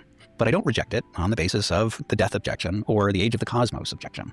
Now, there are a host of objections that emerged in response to the case that I made. Now, as promised, I want to look at some of those objections. Some of the objections are scientific. That's true. And here, I'm not going to address, any of those. The reason is because I'm not a scientist. I've read certain things about science that lead me to question the theory of evolution. I've heard scientists talk about problems with the theory, but for me, it's all hearsay because, as I said, I'm not a scientist. Now, in terms of non-scientific objections, I see several sets of these. One is what I would call just non sequiturs. And if you're unfamiliar with that word, it just means that what you've said does not follow from the premises. And this is an objection that's sometimes leveled against people who question the young Earth position. Many young Earthers presume that if you grant that the cosmos is exceedingly old, billions of years old, then inevitably you have to reject that there's a historical Adam and Eve.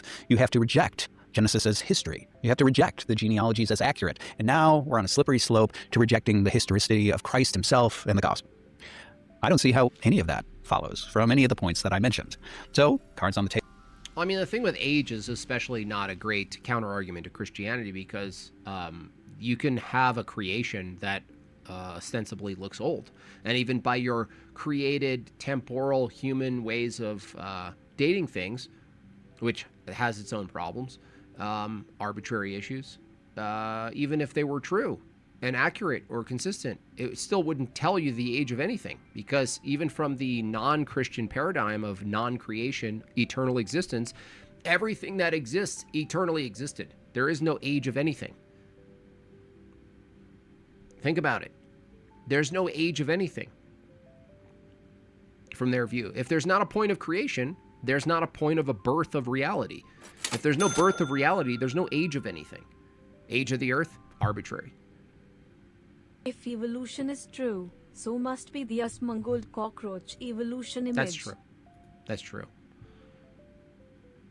Table, I admit that I tend to defer to the scientists in terms of the age of the cosmos. I'm very open to the possibility that the cosmos is exceedingly old, perhaps 13.8 billion years old, and that for God that's only a matter of days. But I believe in historical Adam and Eve. I do believe that the genealogies of the Bible are in fact true, and I do believe that the Bible is offering us history. So none of those claims actually follow from the insistence that somehow the days of Genesis are not solar days, or from the insistence that plants and animals are not naturally immortal, but were subject to a mortal existence prior to the fall of man. Now, the most consistent objection to what I had said was the fathers, the fathers, the fathers. Now, some of course framed this as the church fathers clearly reject the theory of evolution. Probably should go without saying, but I'll say it anyway. Clearly, the church fathers are unaware of the theory of evolution, given that Darwin didn't publish On the Origin of Species until 1859. What it seems that most people have in mind is... Yeah, well, that's true, but the thing is, it's not even a theory. It doesn't even make its way through the scientific method. But there's another problem here, is that it's a philosophy, and the philosophy of evolution being nominal, or being tailored, at least maybe without even knowledge of it, is pulling from a Hindu view of metaphysics and items and things, going through cycles and sort of like, it's basically reincarnation in a weird sense, but in nature. Okay, so it really doesn't matter whether or not the church fathers didn't understand or didn't yet know about what the claims would be genetically speaking about evolution. It's the metaphysics required to talk about evolution can be assessed by Christian metaphysics and be rejected based on Christian metaphysics without even having any sort of modern, quote, scientific summaries of it. Because, as Nathan already presented, no matter how rigorous you thought the evolutionary paradigm was, scientifically speaking, it falls apart because it's nominalistic anyway. It doesn't matter. Is really the insistence that says if we look at the church fathers, many, maybe most, think that the world is less than 10,000 years old. They don't all agree on exactly how old it is, but everyone who speaks to the issue seems to presume that the world is rather young. And this goes to something that Orthodox Christians are deeply concerned about, namely the consensus of the fathers. And it's true that within Eastern Orthodoxy, there is a tendency to look to the Eastern Church Fathers as keepers of truth. And so looking to the Eastern Fathers and trying to find a consensus among them is an important way of doing theology. This consensus tells us what the Orthodox position on that topic really is. Now, this is true. Within Eastern Orthodoxy, the consensus of the fathers carries very real weight when it comes to discerning the difference between orthodoxy and heresy. Now, the first thing I would point out on this topic is something that I pointed out last time. Namely, I've actually never seen heresies spelt with like hair, but it's cool. That there is a third category, the category of theological opinion, or theologumenon. So within Orthodox thinking, yes, you have heresy, which is the choosing of a wrong doctrine or a false doctrine. And then you have orthodoxy, which is right doctrine. But you also have this middle area where you're dealing in things that are somewhat gray. They don't sit on the inner circle of orthodoxy, and yet they do not touch the red line of heresy. Yeah, and I don't know, he might cover this, but the problem is, like, evolution would actually would lead to a heresy, or start even with a heresy. And the heresy is this. Forget about death before the fall and all of that for a second. Just go with the category of humans, made in God's image, with purpose, our form,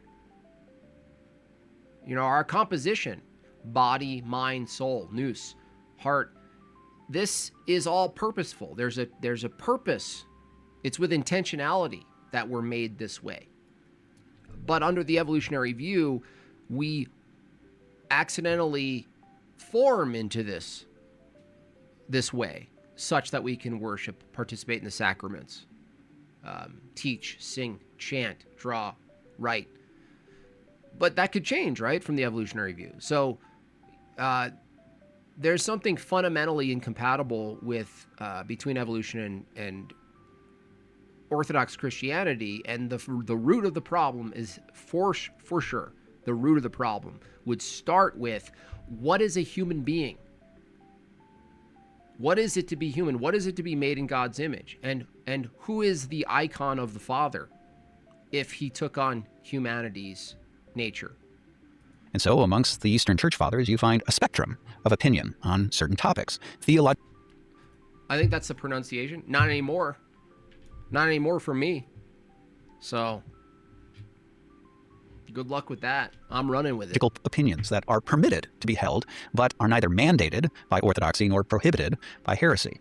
Now, the question is, when you're dealing with a consensus about, let's say, the age of the earth, are we dealing with, by virtue of that consensus, an orthodoxy? Something that is not a theological opinion, but something that is mandated. Another way of framing this is to ask, if I can find a consensus amongst the Eastern Fathers, a certain number of texts that all point in the same direction, am I suddenly mandated to hold that view? I'll be honest, I hope the answer is no. And the reason is because I can do that with a number of things that are demonstrably false. So, for example, the Eastern Church Fathers pretty consistently advocate for elementalism. In other words, they think there are 4 elements, earth, wind, water, and fire, and they think that all you had to do is just change the idea of evolution from random to make it so it has intent. No, people try to do this. They say, well, no. I believe God guided evolution. Well, no, that still doesn't work, because you're basically going against revelation that Adam, now you go into theology, because if man was created in God's image and man fell and sin and death came into the world, you have to start to change a lot of the theology. For one, you have to take death to mean purely spiritual, and there's no actuality to it, so that in a post-fallen world, nothing really changed. There was still physical death, carnage, blood, all this stuff, cancer, that all always existed. But then you have something else. The teleology is still a problem, because even if you said God used what we call random mutation and the changes in biological structures to then make man, then he didn't actually make man in his image. He didn't actually make man with intentionality from the clay, from the earth, in his image. No, he made a process that he hit over a set of dominoes that eventually we would acquire a status that's slightly above beast. Even that would be a gray area. Like, it doesn't solve the problem, because it's still nominal. You're still looking at nominalism and flux. Things are composed of those 4 elements. Do I have to believe that? In terms of optics, how they understand your eyes to work is that they think your eyes are filled with a 6 minutes, 4 left on this goal, y'all. Help keep Jortlandia alive. I've been away for 7 full days. subtle fire. And that subtle fire shoots out, and it goes and it finds other light or subtle fire, and it returns to your eye, and that's how your eyes work. Do I need to believe that? They also believe in spontaneous generation. This is the belief that really was Yeah, the incarnation, the entire thing. Yeah, the entire thing, Christopher. You'd have to change what that even means. Prominent in most thinkers up through the medieval era, which is to say the reason suddenly maggots will appear in something is because they're spontaneously generated. Flies and maggots just burst into being. Okay, I used to say, God, from this view, God, Christ, the second person, took on a particular beast nature. Like, it's even worse than that. There isn't even a category called beast under evolution. It's worse. Christ, from this view, took on a set of accidental properties of a non-existent essential. Think about that. Christ took on a set of nominal, particular, accidental properties that aren't proper, which is already a contradiction, aren't proper to any category. There's nothing proper about them. They're not binded like the square. Like, is that a red square or a blue square? The color would be the accidental properties to the essential property, the square. There is no human. There's just a set of nominal properties that you can't assign to anything. That's what you have to say. Forget beast. Whoops. Forget beast. And many amongst the medievals thought that was because the devil is the one who created. That was a good accidental move over to Bob Chats. Yeah, if you want to support the channel, you can go to Bob Chats. We have a huge variety from very, very low to very high. The fun way to send in a super chat that circumvents away from YouTube, who takes all your money. That's a great way to participate. Keep Jortlandia alive. So that's there for you. I accidentally clicked it, so I might as well shill it. Creates flies out of nothing, mocking the creative power of God by Famous? I don't think so. Never. creating ex nihilo. Now, that theory has been shown to be demonstrably false, but do I need to believe in it if I can produce a sufficient number of patristic texts that show that the Church Fathers presumed spontaneous generation is true? I hope not.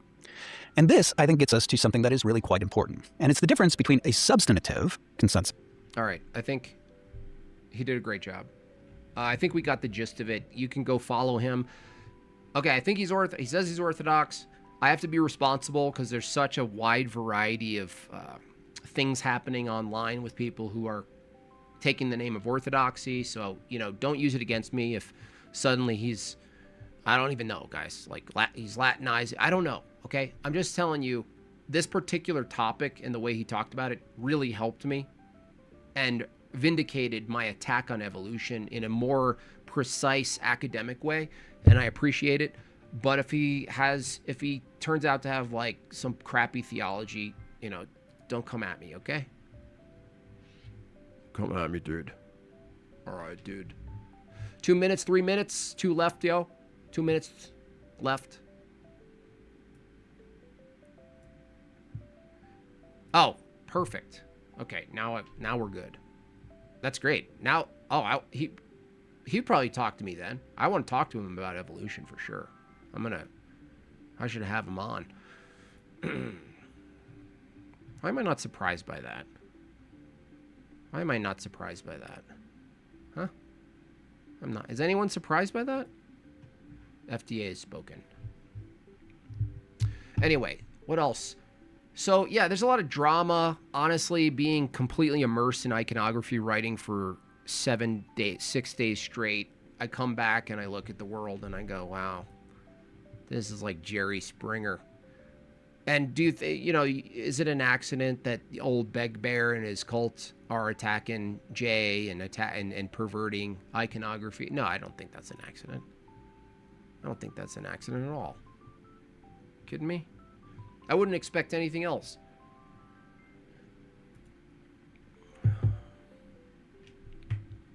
I wouldn't expect anything else. Anyway, so yeah, go follow that guy. He should be much larger, honestly. 6,000, nearly 7,000 subs. The Nathan Jacobs podcast. I don't know what else he covers, but it's probably pretty academic and a little bit nerdy. But I'm here to, if I can, transpose some of it into derpy, low tier laity language for you guys. And that's something I offer you guys. My level of retardation and ability to use natural language and analogies to convey some of these more academic, philosophically grounded material, that's what I'm here for. Okay, that's why you guys help me hit most of my goals. You know what I mean? That's why you guys help me hit most of my goals. All right, let's look out. I saw some other stuff. I got a little tired looking at the internet, though, honestly. I was a little bit defeated. I was like, oh. The silence and beauty of iconography writing and then the internet. I was like, what the heck just happened, bruh? Thank you so much, you guys. Appreciate it. Chalk coming up with a big 20 after a 10 from Daedalus Actual. Off topic, but Kyla made some random comment during a debate about separation of church and state. How do they not understand that this is a performative contradiction from her worldview? She's a fool. I think she was on drugs, honestly. I saw her just scratching her face and sniffing and iconography certificate. No, there's no such thing. Jim Bob, I've figured out Agrippa's dilemma of 3. It's in Aristotle's 5 dialogues. I saw that. Yeah, Jay kind of came at her. Rightly so. She's a nonsense machine. I mean, we know that already. We know this. We know this to be true. Total nonsense machine. That's okay. You know, prayers for Kyla. And that she develops her orthodox Protestantism. Hey, Dustin. Dustin here. Hey, Dustin. Welcome back, bro. Thank you. I've been watching whale documentaries. They are all so different from each other. Yeah. The sperm whale has 4 complex systems that have it hunting 1 to 3 kilometers deep. It sleeps only 10 minutes at a time. Whoa. Impossible to gradually evolve. Then the blue whale, killer whale, etc. all have their own unique complex systems. Right. And we are supposed to believe these all came from Pachycetus in 60 million years. They are too divergent from each other with their internal systems. I can send you the sperm whale video if you want the details. That's it's cool. mind-blowing. Yeah, God send me. bless. Thank you for that, Dustin. Yeah, send me that over at some point. I'll look at it. No, that's great. I think, yeah, when you look at like what even the base, a single category of a whale, what they have in their system, as far as like temperature control, the fat built around their body, the very specific bones that they call shoulder sockets, what they do for mating, orientation in water, how to swim, how to mate underwater. That all has to develop incidentally. You know how many perfect accidents have to happen? Man, is it a lot. A lot of happy, perfect accidents. Accidental vestibular system. Whoa. What? You accidentally developed a system that you depend on for your balance and spatial awareness? Yeah. You ever see a gyroscope? Yeah. Have you ever seen a gyroscope assemble itself accidentally in nature? No. No.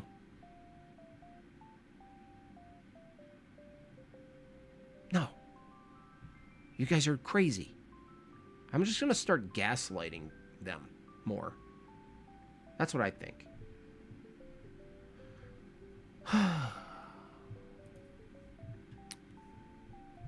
Amazing.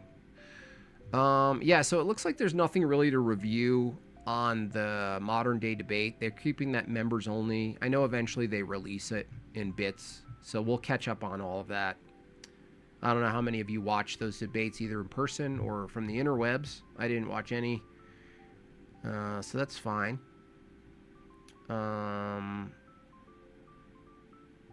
What else we got here? I thought I sent myself more things. Huh. I don't know. Anyway, I'm excited. I ordered pigments. I ordered boards. There's a person in Idaho who's Orthodox who makes the gesso boards. The nice ones. What else did I do? I'm ready. I got my next icon ready. I'll try to meet up. I'm supposed to have a drink with my priest at some point. He's a very busy priest. I mean, he has a parish of 400 people. It's getting crazy, honestly. Anyone else's parish just getting overwhelmed with inquirers, catechumens, newly illumined? It's getting crazy. Like, I don't know how to do it. I don't know how. We need priests. Ever thought about it? In evolution, they always draw the line towards more complexity. Couldn't it be frog evolved backwards? Yeah. They always have a directionality. Yeah. That's right. But it still doesn't make sense. Doesn't make sense. What else we got here? Like, I'm even afraid to even open X. Aside from just posting stuff, I think I should just start to disengage with X. It's so insane, dude. It's like demonic. It is. It pulls you into a focus away from practice. It really does. It just becomes bickering. You end up, you spend 15 minutes debating thumb war with somebody, and you click on their thing. It's 0 followers, 0 posts. You're like, wow. I just argued with a literal programmed Indian robot.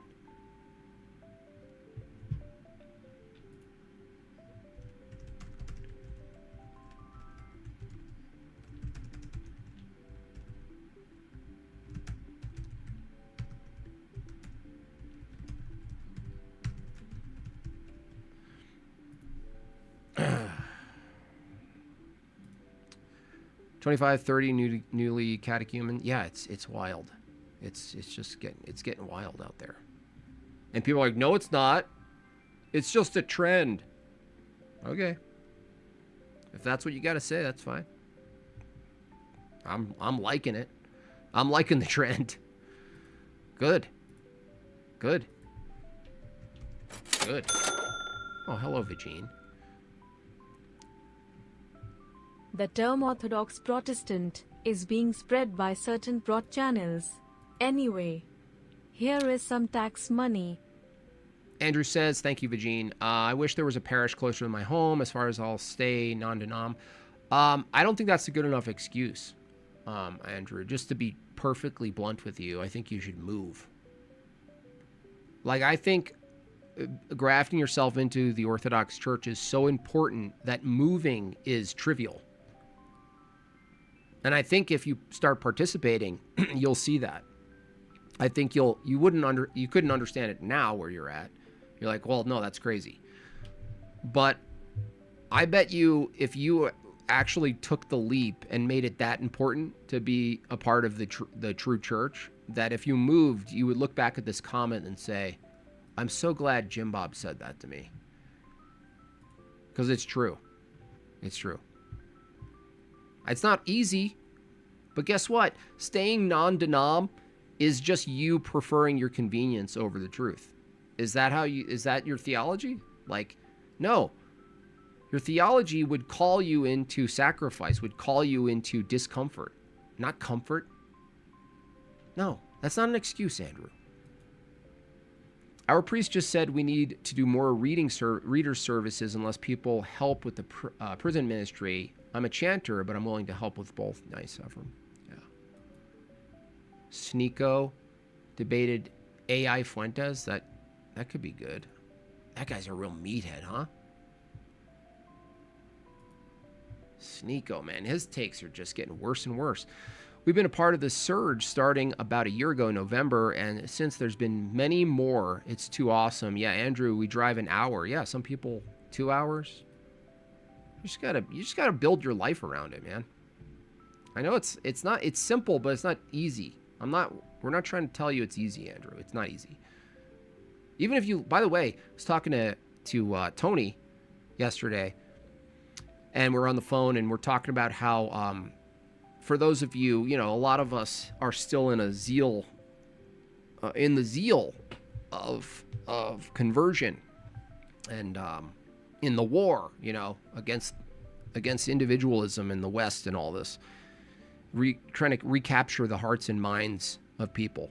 But it's honest to say when you hit a wall, and that's something you're going to ultimately not necessarily bring online, but rather to your priest. But it's just so you guys know, it's totally normal when you feel just done, you're burned out. This happens a lot after Pascha. You're just in a burnout phase. You're burned out. It's a real experience. So some people feel like they can't do that. They can't say it. They can't, you don't want to shed doubt or, complain or whatever, but it's a real thing. I mean, you should still go to liturgy, but you can actually just acknowledge the experience of burnout, where you're just like, you couldn't even imagine doing XYZ. You couldn't even imagine it. But your parish even offer water slides and climbing walls? Yeah, climbing wall where you jump into your baptismal pool. Spelunk. The spelunking baptism. I heard about that. Tony has been fighting yeah. Tony got an RV.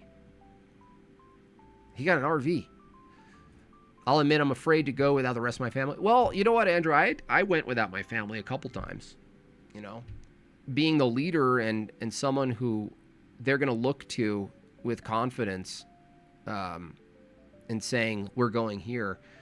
I think it's totally fine to go a couple times for yourself. Holy cow! That is a big super Dedalus, your icon looks amazing, brother. Looking you. forward to your iconography. Thank May you. it be blessed. Thank you. Thank you so much. I'm very excited. I'm very inspired. I haven't really jump-started my creative engine in a while as far as like just drawing, and I got bored looking at my own comics, but I continued to do it. Animating's pretty fun, but it's still kind of like topical. It's a little bit superficial, because it's meme stuff. It's not supposed to be super deep anyway, but I'm just saying, like, it's not even the restarting of a creative energy. It's creative engine. It's its own engine. It's like a different engine. It's like a different part. I'll admit I was afraid to go without the rest of my family. I have 2 children, also a 2-year-old. Oh, nice. Yeah, God bless you. No, I just figure it out, dude. It's so worth it. It's just so worth it. And who knows? Like, you don't know how it's gonna work out, but it could be the best. It's gonna be the best decision of your life, regardless of whether or not it's difficult at first. That's all. Let me see what else we got here. I don't even know if I want to talk about anything that's on X. I'm so horrified. I'm just, ugh. It's like vomit. And the thing is, it's like I become a part of it. I start vomiting. I'm like, oh, you guys are vomiting? I can vomit. Oh!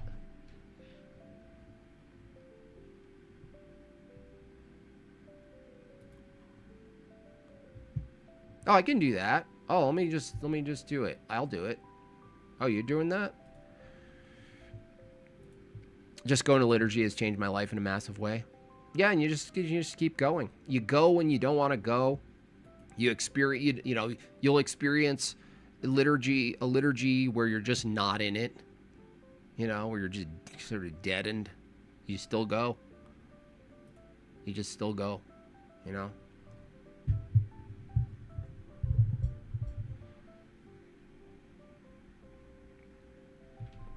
Anyway, yeah, I want to talk to Justin in the chat a little more in private, like on the phone, maybe, Justin. Because I know, this is just the beginning, but I get super eager and excited. I get a real zeal for things. I'm like tracing out like 5 icons. But I don't see why not. I mean, that's like not a bad thing, I don't think it's a bad thing to just be like, zeal is a gift. It's like a supercharged battery God gives you. It's about the management of the zeal. Like, how to manage the zeal.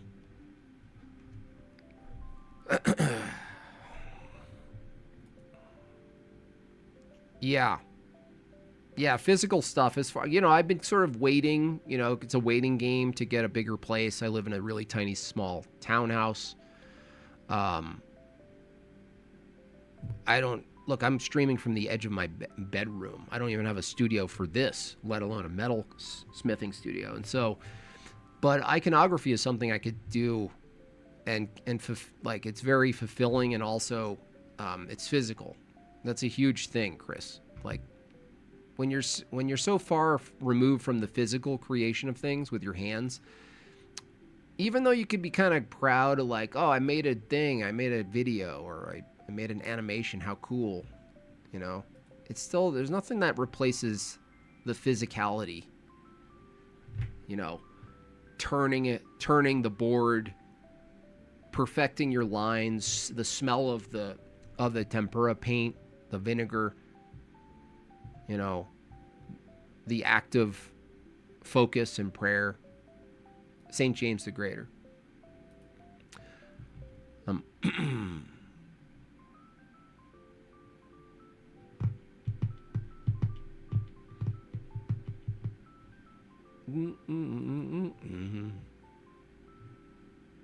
Carving. I've done carving. I understand carving from carving wax. It's the same principles. So yeah, it's all geometric stuff. So I know how to map out a block. You just replace wax with wood, and you're just working with larger carving tools. So I would be able to carve something. I'm not totally interested in carving at this point. I'm very interested in mastery of the writing process and the impact spiritually. You know, it's edifying and it's in my wheelhouse. It's like a language of practice, basically.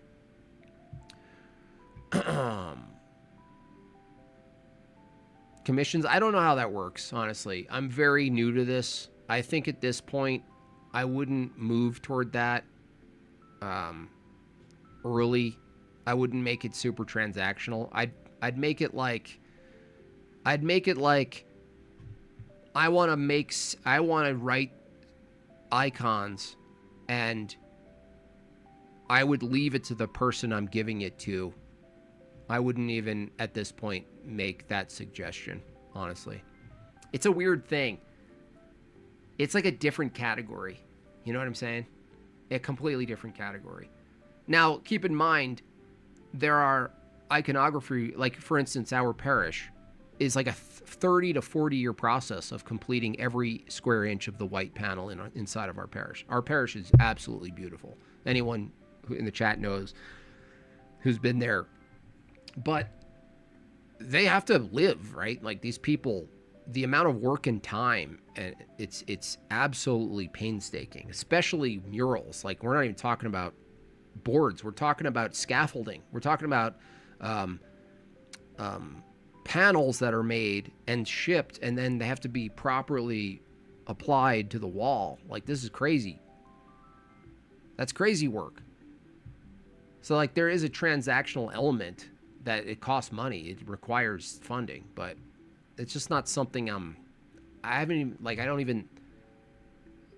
it's not even in my brain the same way another craft would be in my brain that way. You know what I mean?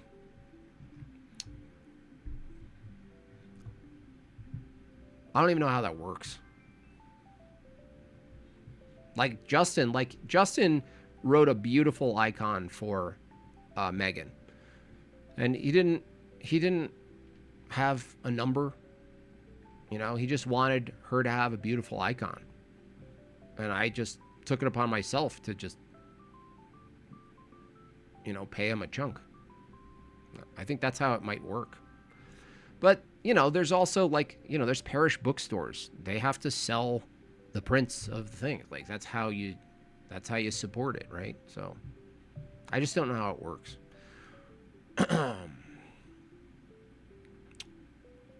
Why is it called writing? Oh, because an icon isn't just imagery.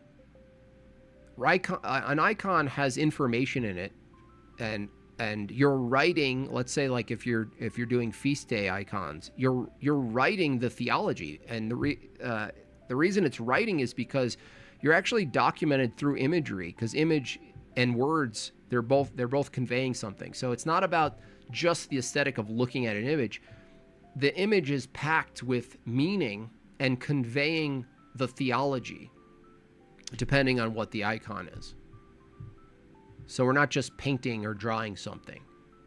We're writing down and documenting what could be taught through the icon.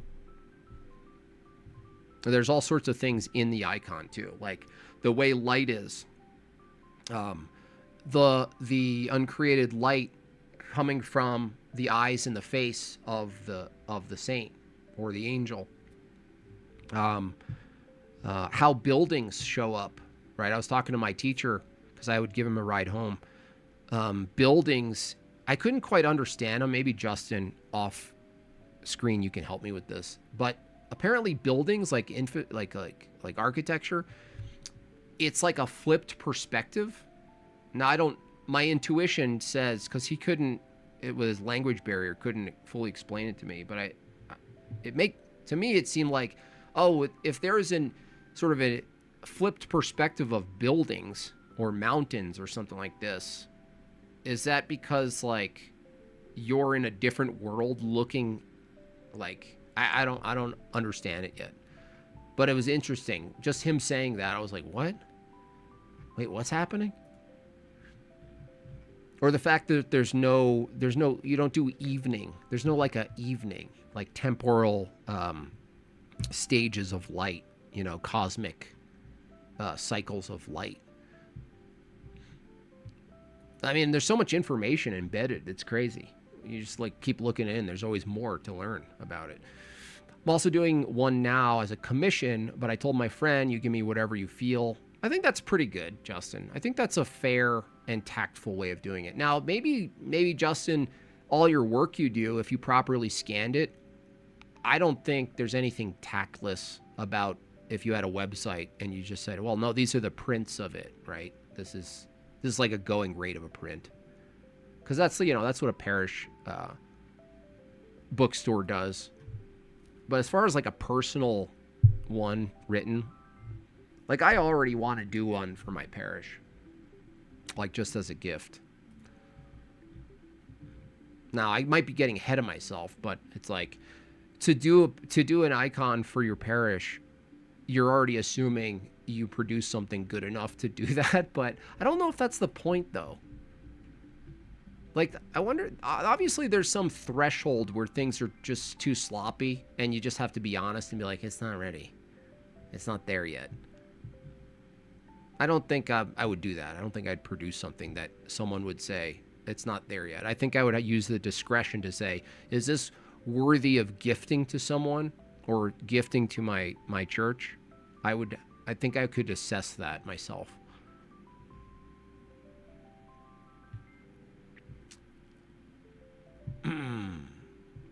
Justin, can you speak to the buildings thing if you know about that? I couldn't quite grasp what my teacher was saying.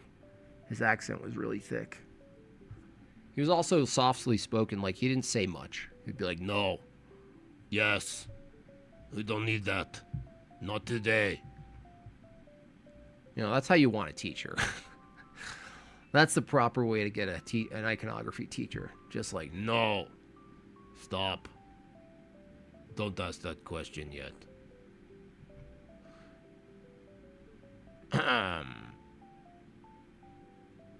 St. Catherine.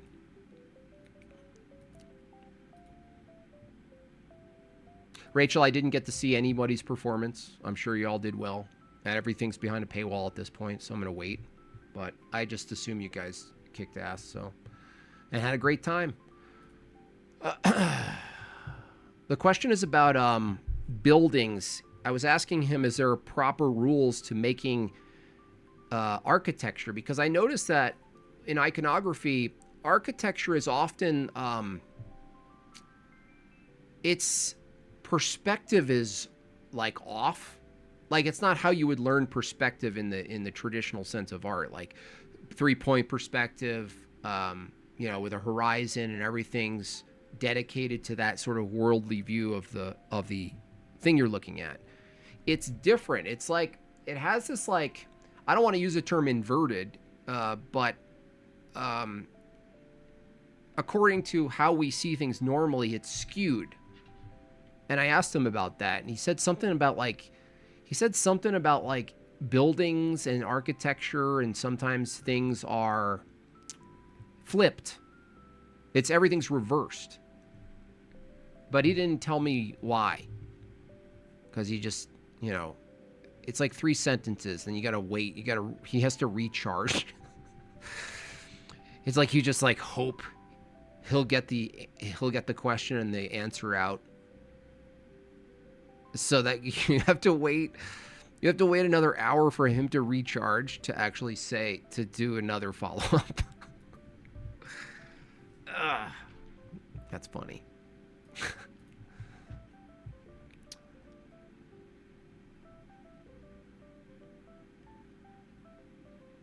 Yeah, the reversal. Like, why the reversal? What's the reversal part? Like, is it because you're in,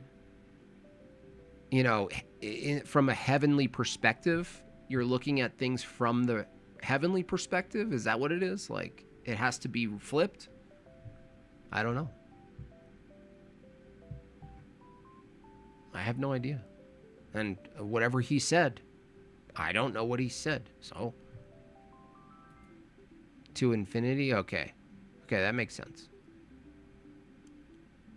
Yeah. That makes sense. What doesn't make sense is there's 10 minutes left and nearly identical the amount of super chats on this goal. I thought you guys wanted me back. Hey, look, I'll go into hiding. I'll start painting icons in a cave. I don't care. I'll eat freaking badger meat. I'll eat a badger nose. Whatever. I'll be happy to do it. I don't care. I don't care. Oh, shout out to EO Johnny. I know there was a problem with my original high chord. They gave me a replacement that works. So shout out to EO Johnny for a very generous purchase for the high chord mini synth that has looping capabilities and all sorts of fun stuff. Really appreciate you. It got sorted out. I didn't want you thinking, oh man, that sucks. That was a pretty hefty donation. Those things aren't cheap.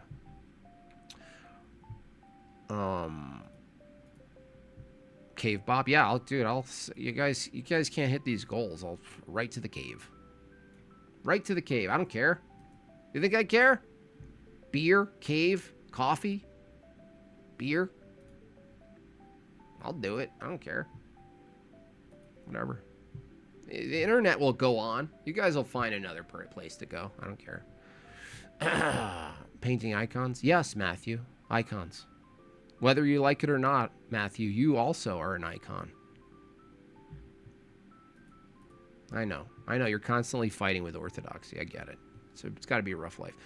Thanks for taking my question and giving encouragement. Absolutely, Andrew. Yeah.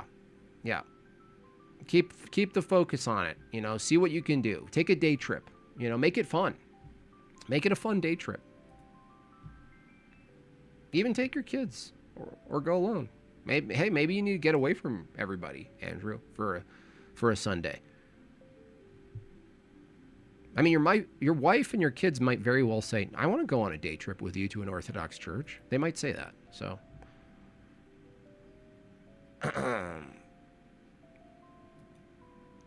leave your family. I mean, ultimately at the end, no. But if you're going to check it out, I did that. So I'm not going to tell you otherwise. I did that. So I think that might be a good, you're doing due diligence for the family, but eventually you're going to bring them, right? That's the idea. Baptize the whole family.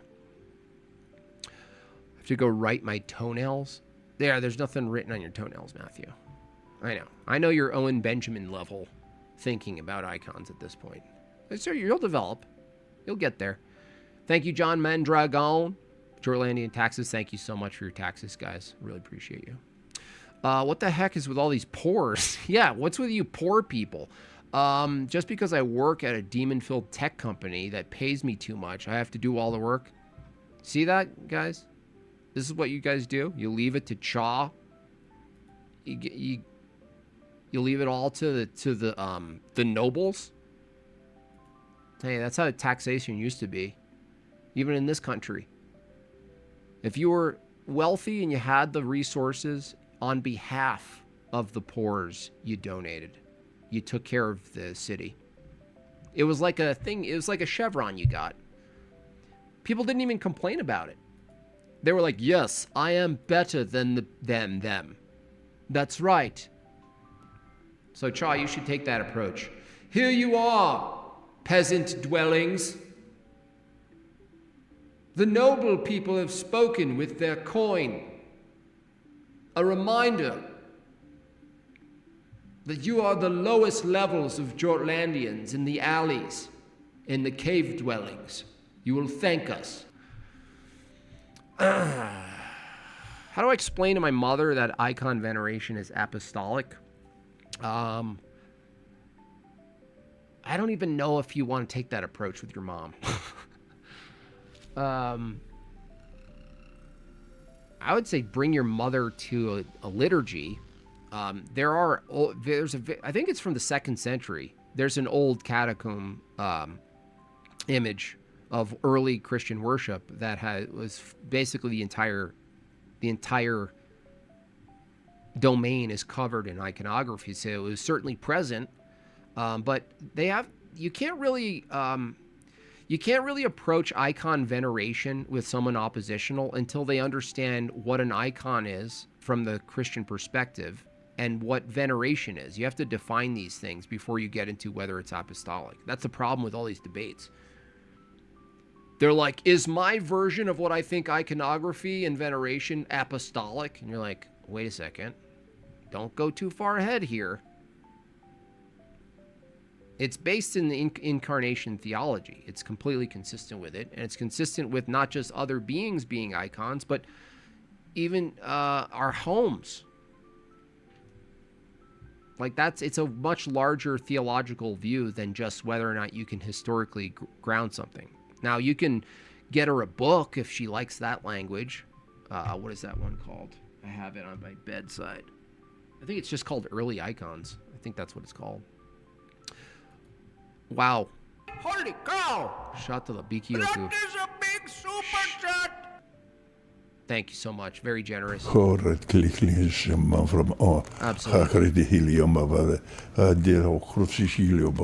Yeah, Shaw wants a parade.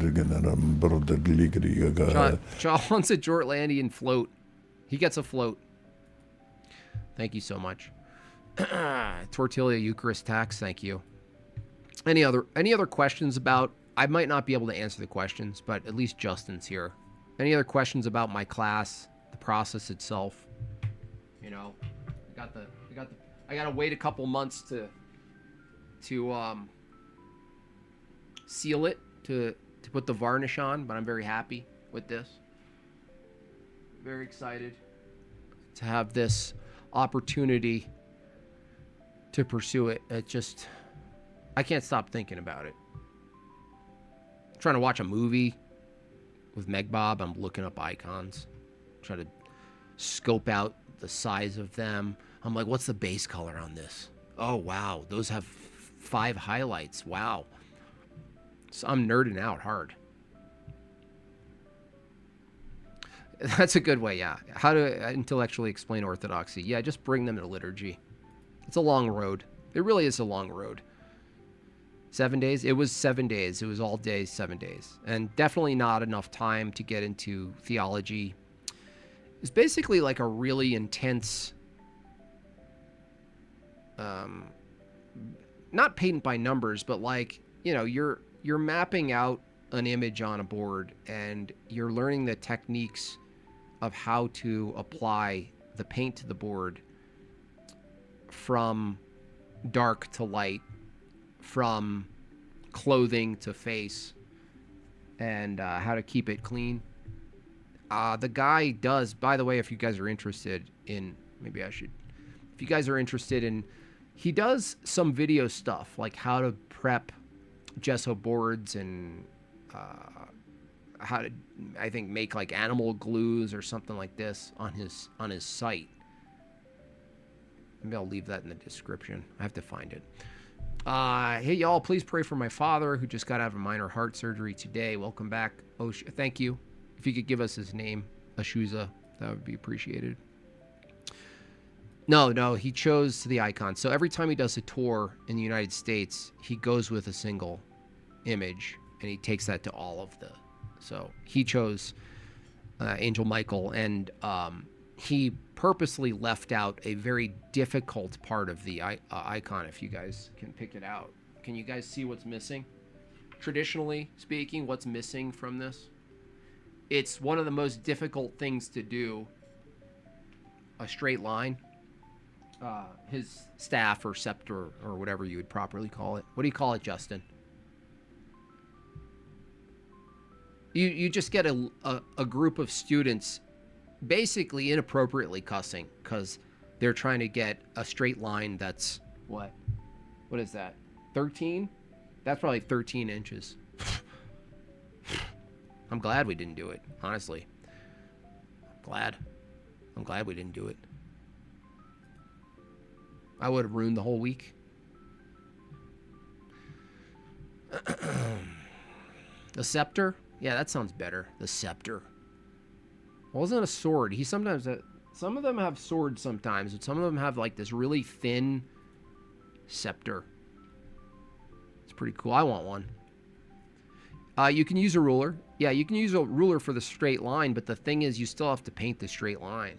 You know, you get excited. You're like, oh, cool, I got the ruler line out there and it's really nice. And then you're like, and the teacher's like, you have to paint it.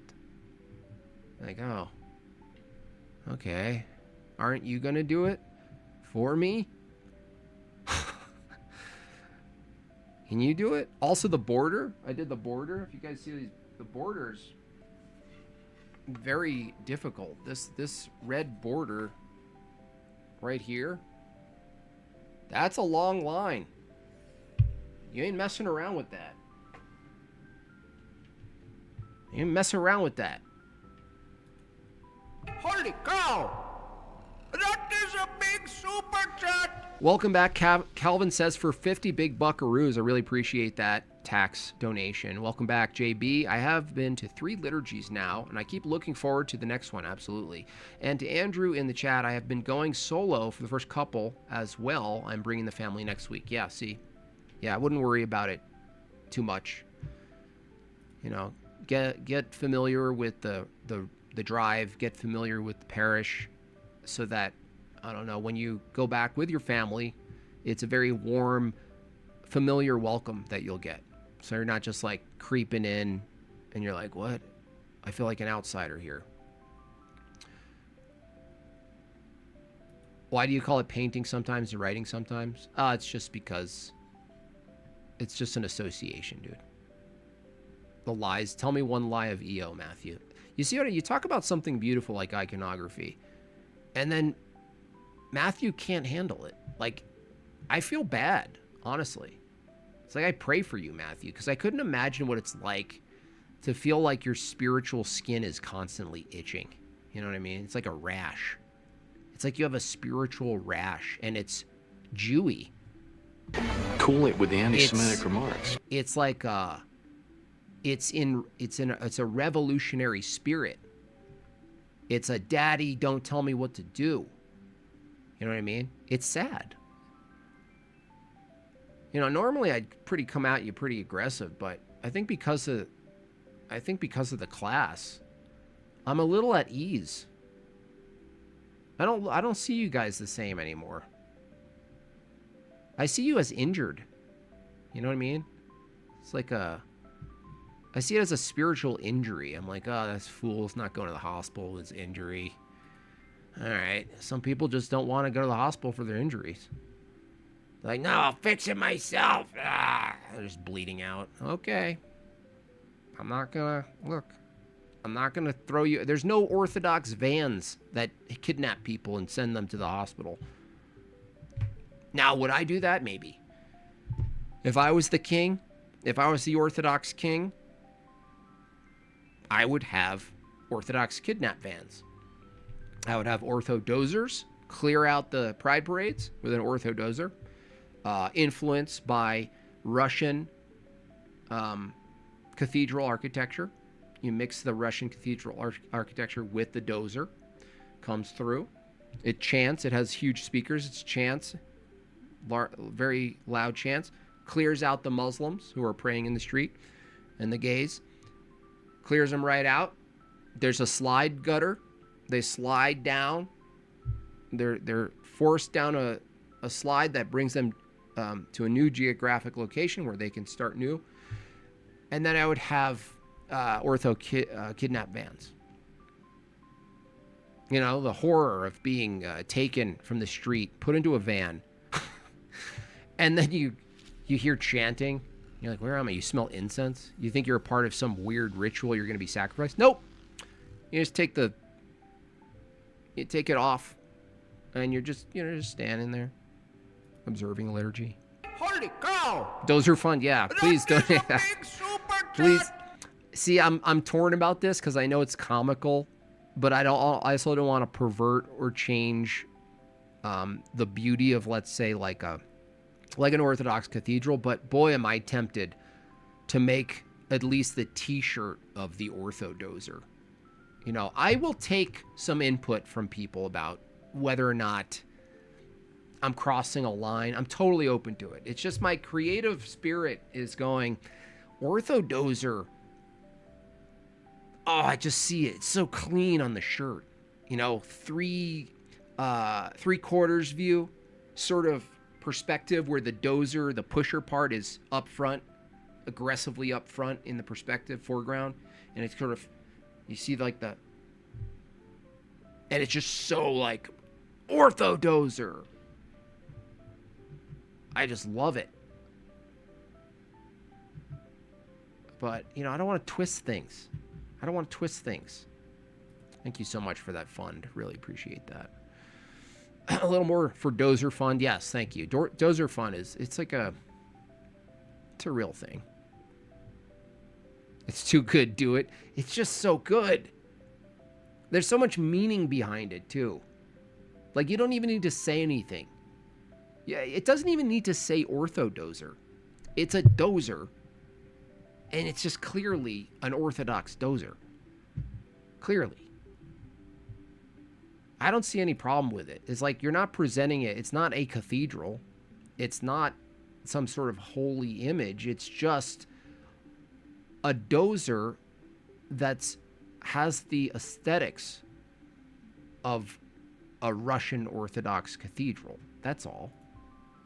That's all it is. God's favorite dozer.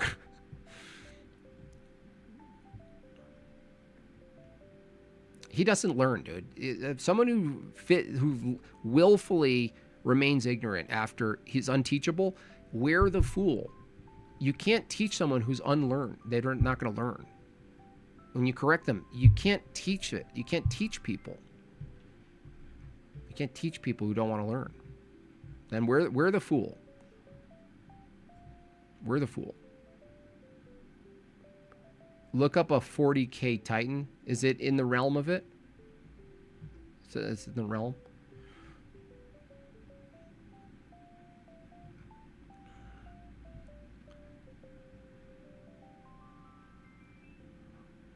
Get a badger? I don't know if you guys missed that. So my teacher gave me an ancient collection of iconography information in this book. Hard to find book. Expensive book. But I just needed it. You know, I just needed it. And it's like, there's so much in here, you guys. I mean, it's crazy how much information is in here. Nathaniel LHL. Hey, Nathaniel. Thank you for the first-hand experience perspective on your iconography classes. You're welcome. Great to have you back, JB, and hope your wife's recovery is still Yes. going good. It is. God bless. Yes. Megan, she's doing much better. She's going to be starting her actual in-person therapy. All of the weird stuff that happened, a couple of blood clots that were a little scary. And apparently she has like this absorbent body that absorbed the nerve inhibitor drug. And so I think it got to her lung. It was actually really scary. But thank you for the prayers. Yeah, she's doing much better. Anyway, this book is great. So it lists like the feasts, how to properly put them in places. Their parables, how to properly represent parables. It's just packed, and it really is written like a collection of notes. It's not technical writing, which is a bit of a challenge. Shout out to my technical writers. You guys are, it's the thankless job of what you guys do. Try to do a technical writing sometime, you guys. It's incredibly difficult to do a basic technical description of something. Houses, all sorts of things, like body proportions, how to work like the Cretans. But I told you early on, I was looking up brushes. Like, there's making of glue. Okay, look. I'm literally reading this right out of here. Listen to this. On the making of brushes. When you want to make brushes for painting, you will have to find some badgers.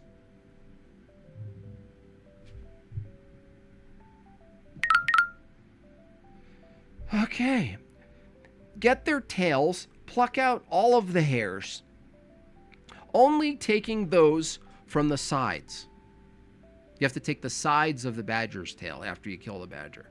Now take the hairs that are straight, even the undamaged, so that the brushes will be good for painting highlights and flesh parts. Then cut them with a small pair of scissors and lay them on a board separately, one by one. Then gather them carefully, wet them in some water, squeezing the tips with the fingernails of the left hand and holding the other end with the right hand. Do this with a few at a time, straightening them carefully, and bind them nimbly with a piece of waxed silk thread. Okay.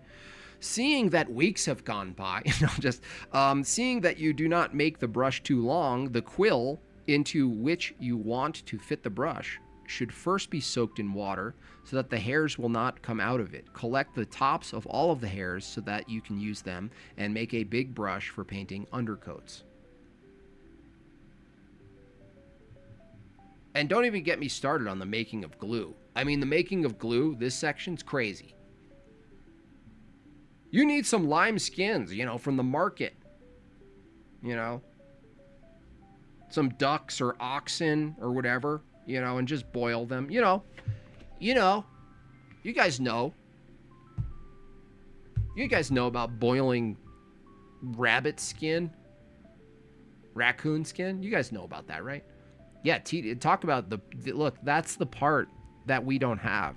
I'm partially thankful for the human to develop easy ways of doing things, but we're missing something. The torture,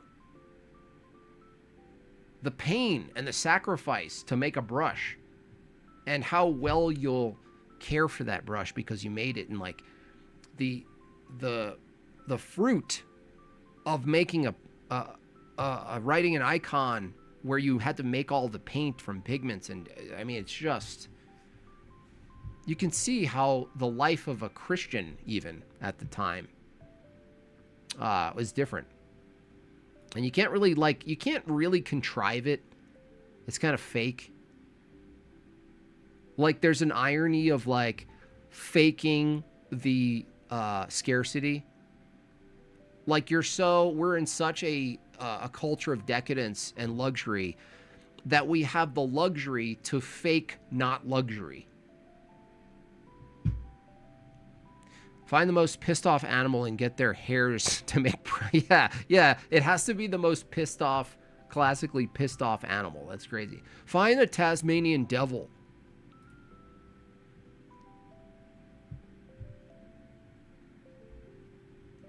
Ghoulish? No, it's resourceful. It's actually a respect for the animal to utilize it for the meat, and that it died for a reason, and every reason. That every body part is used is not ghoulish. That's amazing. What are you talking about? That's gay, Sin City. You sound gay. Don't sound gay. It's not ghoulish. It's industrious. What's ghoulish would be killing an animal, eating a piece of it, and leaving the whole rest of the thing and not using it for anything. That would be ghoulish. That would be lame. I think you have it backwards, man. Get some of Matthew's hair? Yeah, totally. Get the tooth of a sperm whale without killing it. Dive deep. You're going to need a sperm whale that's at least 40 meters beneath the surface. Boil the baby beluga whale. Salty vegan. Are you a vegan? You're a girl? Oh, that makes sense. Okay, you're not blamed then if you're a girl, okay? You're just being a girl. Okay. We forgive you. If I thought someone was a man and they were acting gay and it turns out they were a girl, it makes sense. You don't get blamed for that. You get a free get out of jail card. Okay? We now accept everything you're saying to be in the category of being a girl. Okay? I'm glad you told me. They're all freaks, so we can't ask questions. Dude, you asked so many questions, Matthew, and we answered so many questions. You're like a robot. You're like a gumball machine that doesn't take the quarter. You know what I mean? Just go to liturgy if you want to learn. If you want to criticize orthodoxy, go talk to a priest. Give him all your hard-hitting questions, Matthew. You know what I'm saying? I'm about to Maryland you. Do you want to be Maryland? Look, Rip's here. He's always down to Maryland people. Maryland treatment. You're this close, Matthew. You don't even deserve that name, Matthew. My name's James. Yours is Matthew. You're a disgrace to the name. Disgraceful!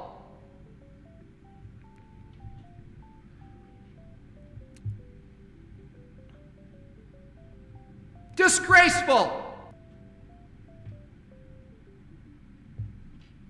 Stop it. Stop it. Just cut it out. Ugh.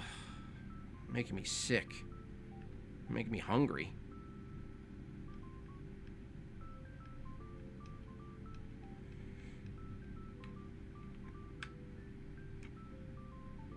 Making me hungry.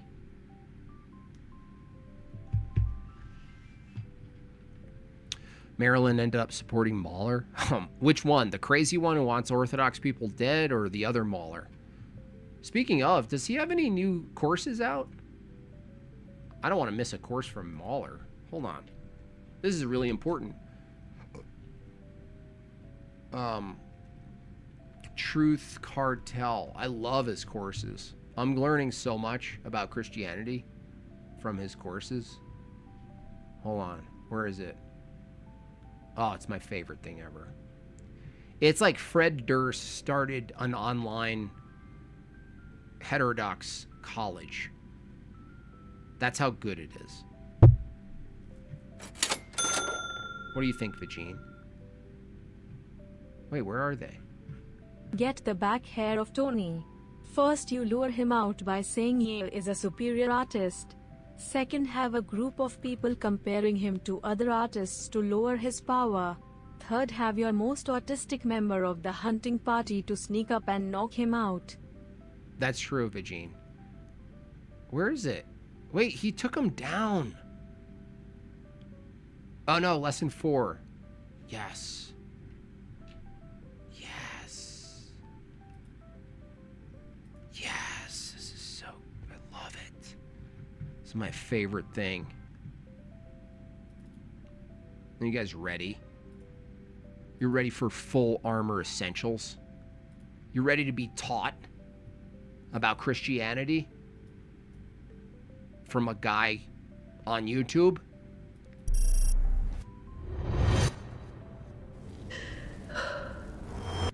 You ready for AI slop apologetics?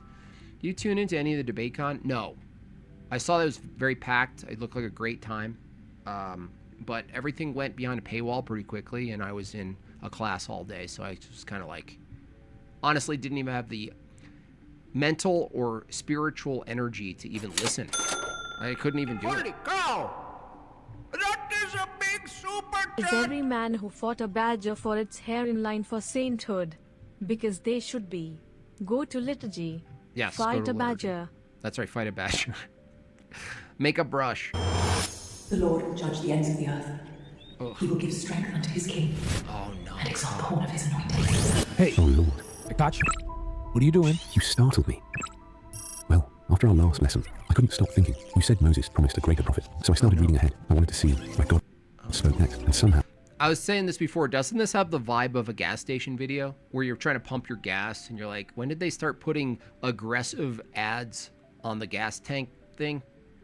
Like, hey, you want to learn about full armor essentials at 7-Eleven while you're filling your gas tank? Now, I ended up here. 1 Samuel, chapter 2, Hannah's prayer. Really? Do you know what you're watching? Honestly, no. I know Hannah prayed for a son. I know Samuel was born, but I have So no idea schizo. why this chapter seems so important. I can't What you're see. looking at is one of the most overlooked passages in the entire Bible. In fact, you're watching one of the first and one of the most important messianic prophecies in all of Scripture. Wait, seriously? I thought the prophecy started with Isaiah. That's what most Christians think, but they don't. Remember where we ended last lesson? Moses This is brought to you by Snickers. told Israel that one day God would raise up a prophet greater than himself. I'll come back later and say, hey, look, I'll shut it off right now. Look, just for you. See, this is how gracious I am. Look, you're right. No, you're totally right. That's actually all you needed, by the way. We need less and less. Thank you, actually, Orthodox Pilgrim. I actually appreciate that. I do. Thank you.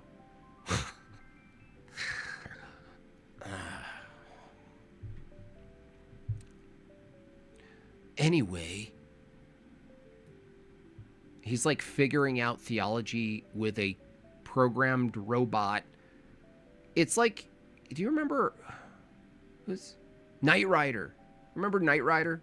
That's what I feel. It feels like Knight Rider. It's like if they remade Knight Rider, but it was like low tier heterodox Christian theology, and there's Knight Rider talking to his car. So wait, we're saved by faith alone? That's right. What was Knight Rider? What was his name? What was the character's name? I don't even know if the car had a name. Did the car have a name? It was like a Trans Am, right? Black Trans Am. Classic. I grew up with Knight Rider. Didn't Busta Rhymes use the Knight Rider theme? It's pretty good. It's good bass line, gotta admit. I need to take a nap. I need to take a nap. It's already 2 o'clock. I don't know if I'm gonna do that long of a stream. It's more like a welcome back bit. I'll get into more things discussing this week, maybe as these things release.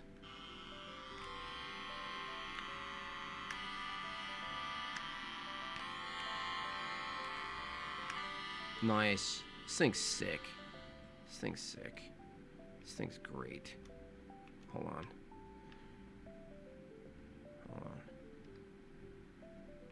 Hold on a second.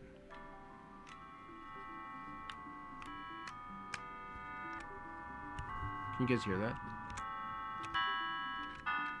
This thing's the best. Been playing with it a lot. Anyway. Kit. His name is Kit, yeah. But what about the main guy? Wait, Kit was the car? Who was the dude? Who was the dude? I didn't watch any of it, no. I tried to sneak in and just kind of look at some, and then it went to members really quickly, and I was like, I can't do this right now. You know, I'll wait for this. James is going to put up all the clips.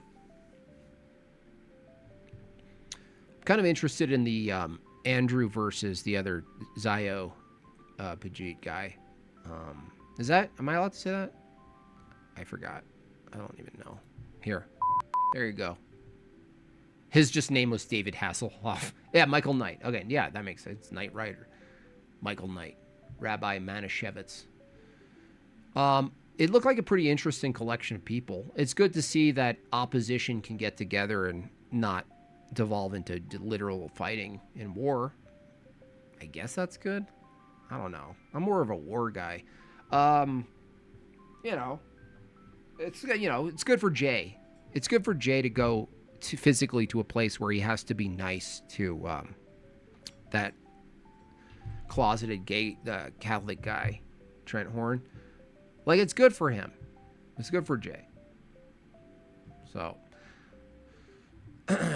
I wish Dinesh was debating Jay on theology, but it was probably just as rewarding watching Andrew rip apart the Zio obligation. I'm sure there were some terrible moments in there for Dinesh. I'm sure of it. There has to be. He's the worst. He's terrible. Terrible.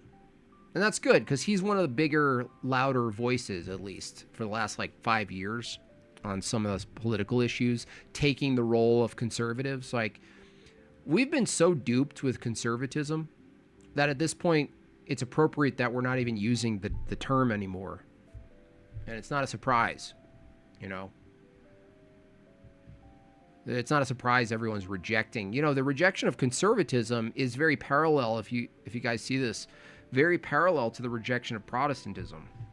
And they go hand in hand. Classical liberalism in conservatism with a hint of Zionism, okay? It's all still downstream from Protestantism. And the rejection of both is just a joy to see. Everyone's moving toward orthodoxy. And I'm going to help. I said this before. I think iconography is going to play a huge part in making America orthodox.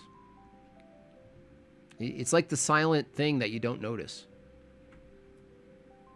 You know, you think in terms of debating and people getting owned and destroying Protestant presuppositions and all this stuff, but yeah, that's all necessary and good, but the part that we're offering needs to be there.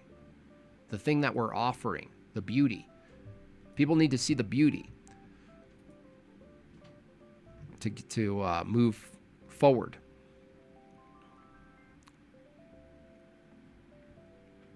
I'm conservatistic. Conservatistic was an ortho sweep. Yeah, it makes sense. That's good. He tried. Oh, did he do Izot gap? That's rough.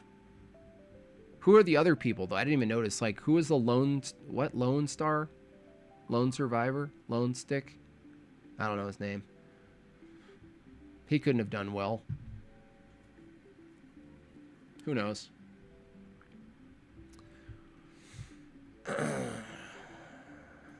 It's just any form of liberalism, any between 60s and 90s. Yeah, that's what they're conserving. It's individual liberty above all. Do what you want, just don't take my stuff. And help Israel, because it's in the Bible. What? Well, they're all old. They're like 75. A lot of these people they're the next generation to die out. Pray for their souls. I'd buy iconography stickers or just icons from you. Well, in due time. I have to take a very modest approach to this. So I'm starting with just writing icons for people. Maybe my own family, friends. Get practice. Bother my teacher, bother Justin in the chat, the iconographer, and just get into it. I just want to immerse myself in it. You know, it's a new conversion. It's like early convert zeal, but it's a new path inside of orthodoxy. It's like converting. It's like converting again. Trump is a fascist. Okay, I assume Zero Smoke was just ended up being a definitional argument. I assume. Dinesh is deeply closeted. I never trusted that guy. I think. Never trusted him. I remember my classical liberal phase, though. You know, you're clamoring on to Thomas Sowell, Ben Shapiro, and maybe Dinesh D'Souza for some people. It's just like, wow, what a loss. Thank you so much for a big 100 Rons. I don't know what those are. I keep forgetting. An authentic icon is painted, not printed. And a painted icon unites all the gifts of creation: animal, hair, brushes, egg tempera, vegetal. I've never seen that word written. Pigments, mineral. Yes. Pray for the work. You know what's beautiful is the iconography prayer. I don't want to... it was actually difficult to read. I think that's a spiritual issue. You guys ever notice that? I had this with the creed too. It took a very long time. Forget reciting it and memorizing it. Just reading it. There was like a difficulty. It was very strange. And this is like, you know, it makes sense for me because sometimes I'm retarded and I can't even read a super chat. But even sometimes after many, many months, you can't even properly read. And you just get fumbled. But anyway, the prayer was, it was quite nice. It was from a monk who was an iconographer. And he mentions the veil or the handkerchief that healed Agorus, however you pronounce it. And it was a beautiful thing to have 18 people every single morning before anything else, before everything else that we did. The teacher would say, "Stand up. Everybody stand up and read the prayer." I love it. I love that part. That part moved me. Every single morning it moved me.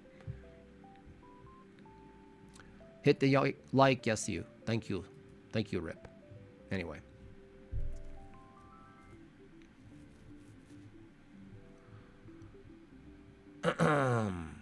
Is someone still arguing against the use of natural things to make beauty? Who is this vegan? Who is this vegan? Leave us! Yeah, mosaics are icons. Yeah. That's a whole other thing. Tile mosaics, which I actually like a lot. That's when I have white hair. That's going to be my final stage.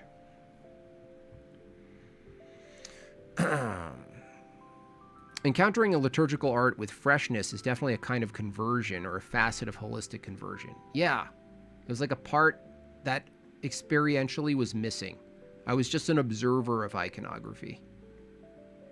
And by the way, the best way to end up, unfortunately, not super paying attention to the liturgy is to do a icon course for a week, then go to liturgy and just be like,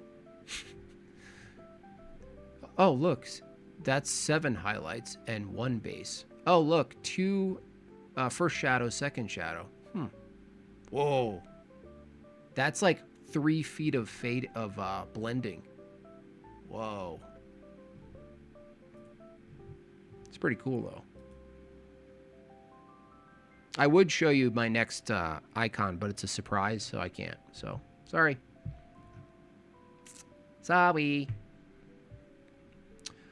I think that's it, you guys. It's 2 o'clock. I usually go to like 3, but I'm a little light right now.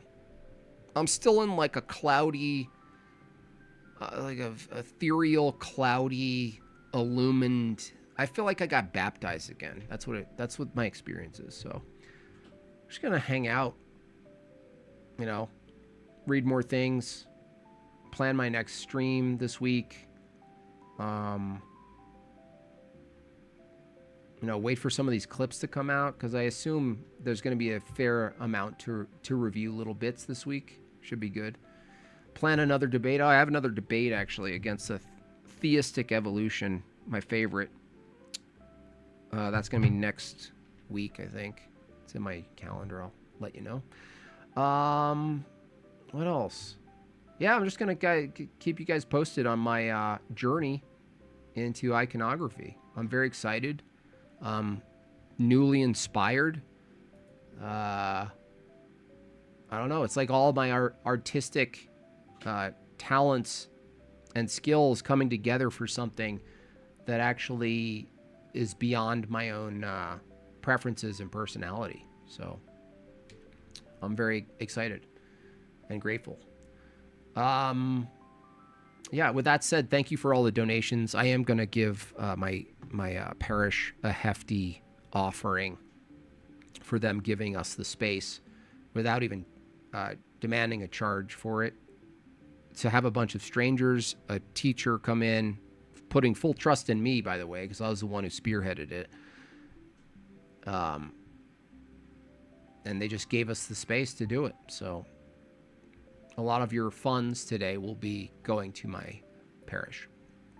Can you show me a Byzantine painting that a gifted 5-year-old can't paint? A 5-year-old can't actually do what I just did, Matthew. So I don't know what you're talking about. I don't know if you are retarded, Matthew, or just demonic, or I don't know if there's actually retarded demons too. That's actually a funny concept.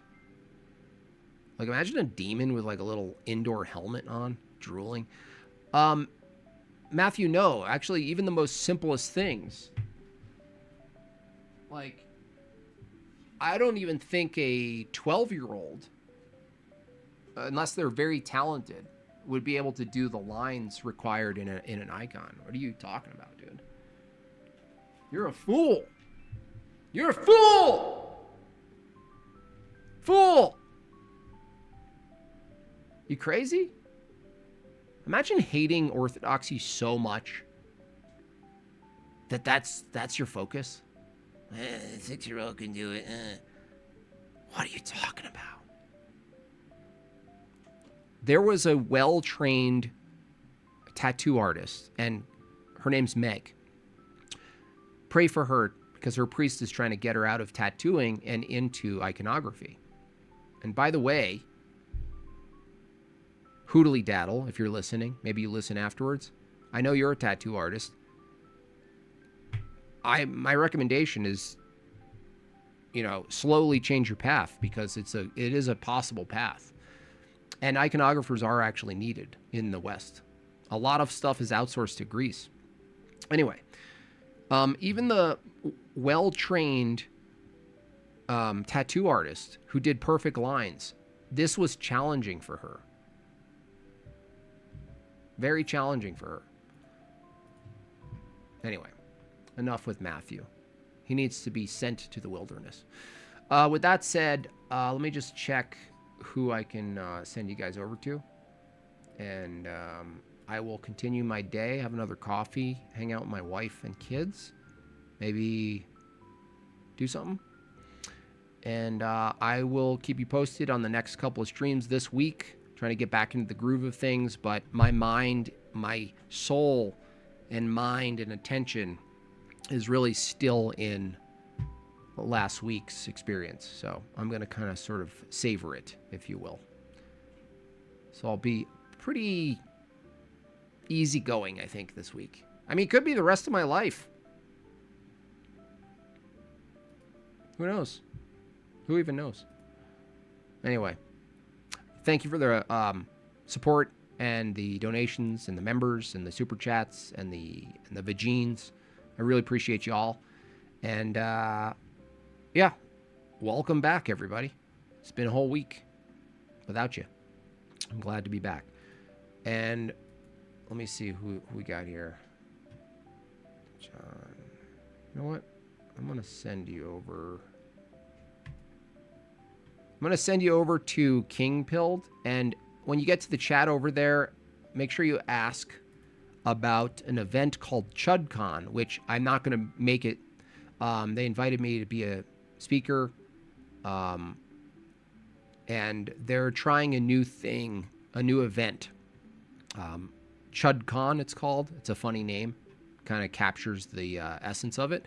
But make sure to ask him in the chat about it, because people were asking me to point in the direction of it in case you guys wanted to make it to the first ever ChudCon. He would be a good person to ask about it. I'm glad I'm sending you over there today. So make sure when you guys say Jim Bob sent us, ask him to give a overview of it so that he can do a better job than me explaining what it is, okay? ChudCon, it's called. So sounds like a dude fest with cool dude stuff. And if you're interested in that, ask this guy about it, okay? With that said, I'm getting out of here. See you guys tomorrow. God bless all of you.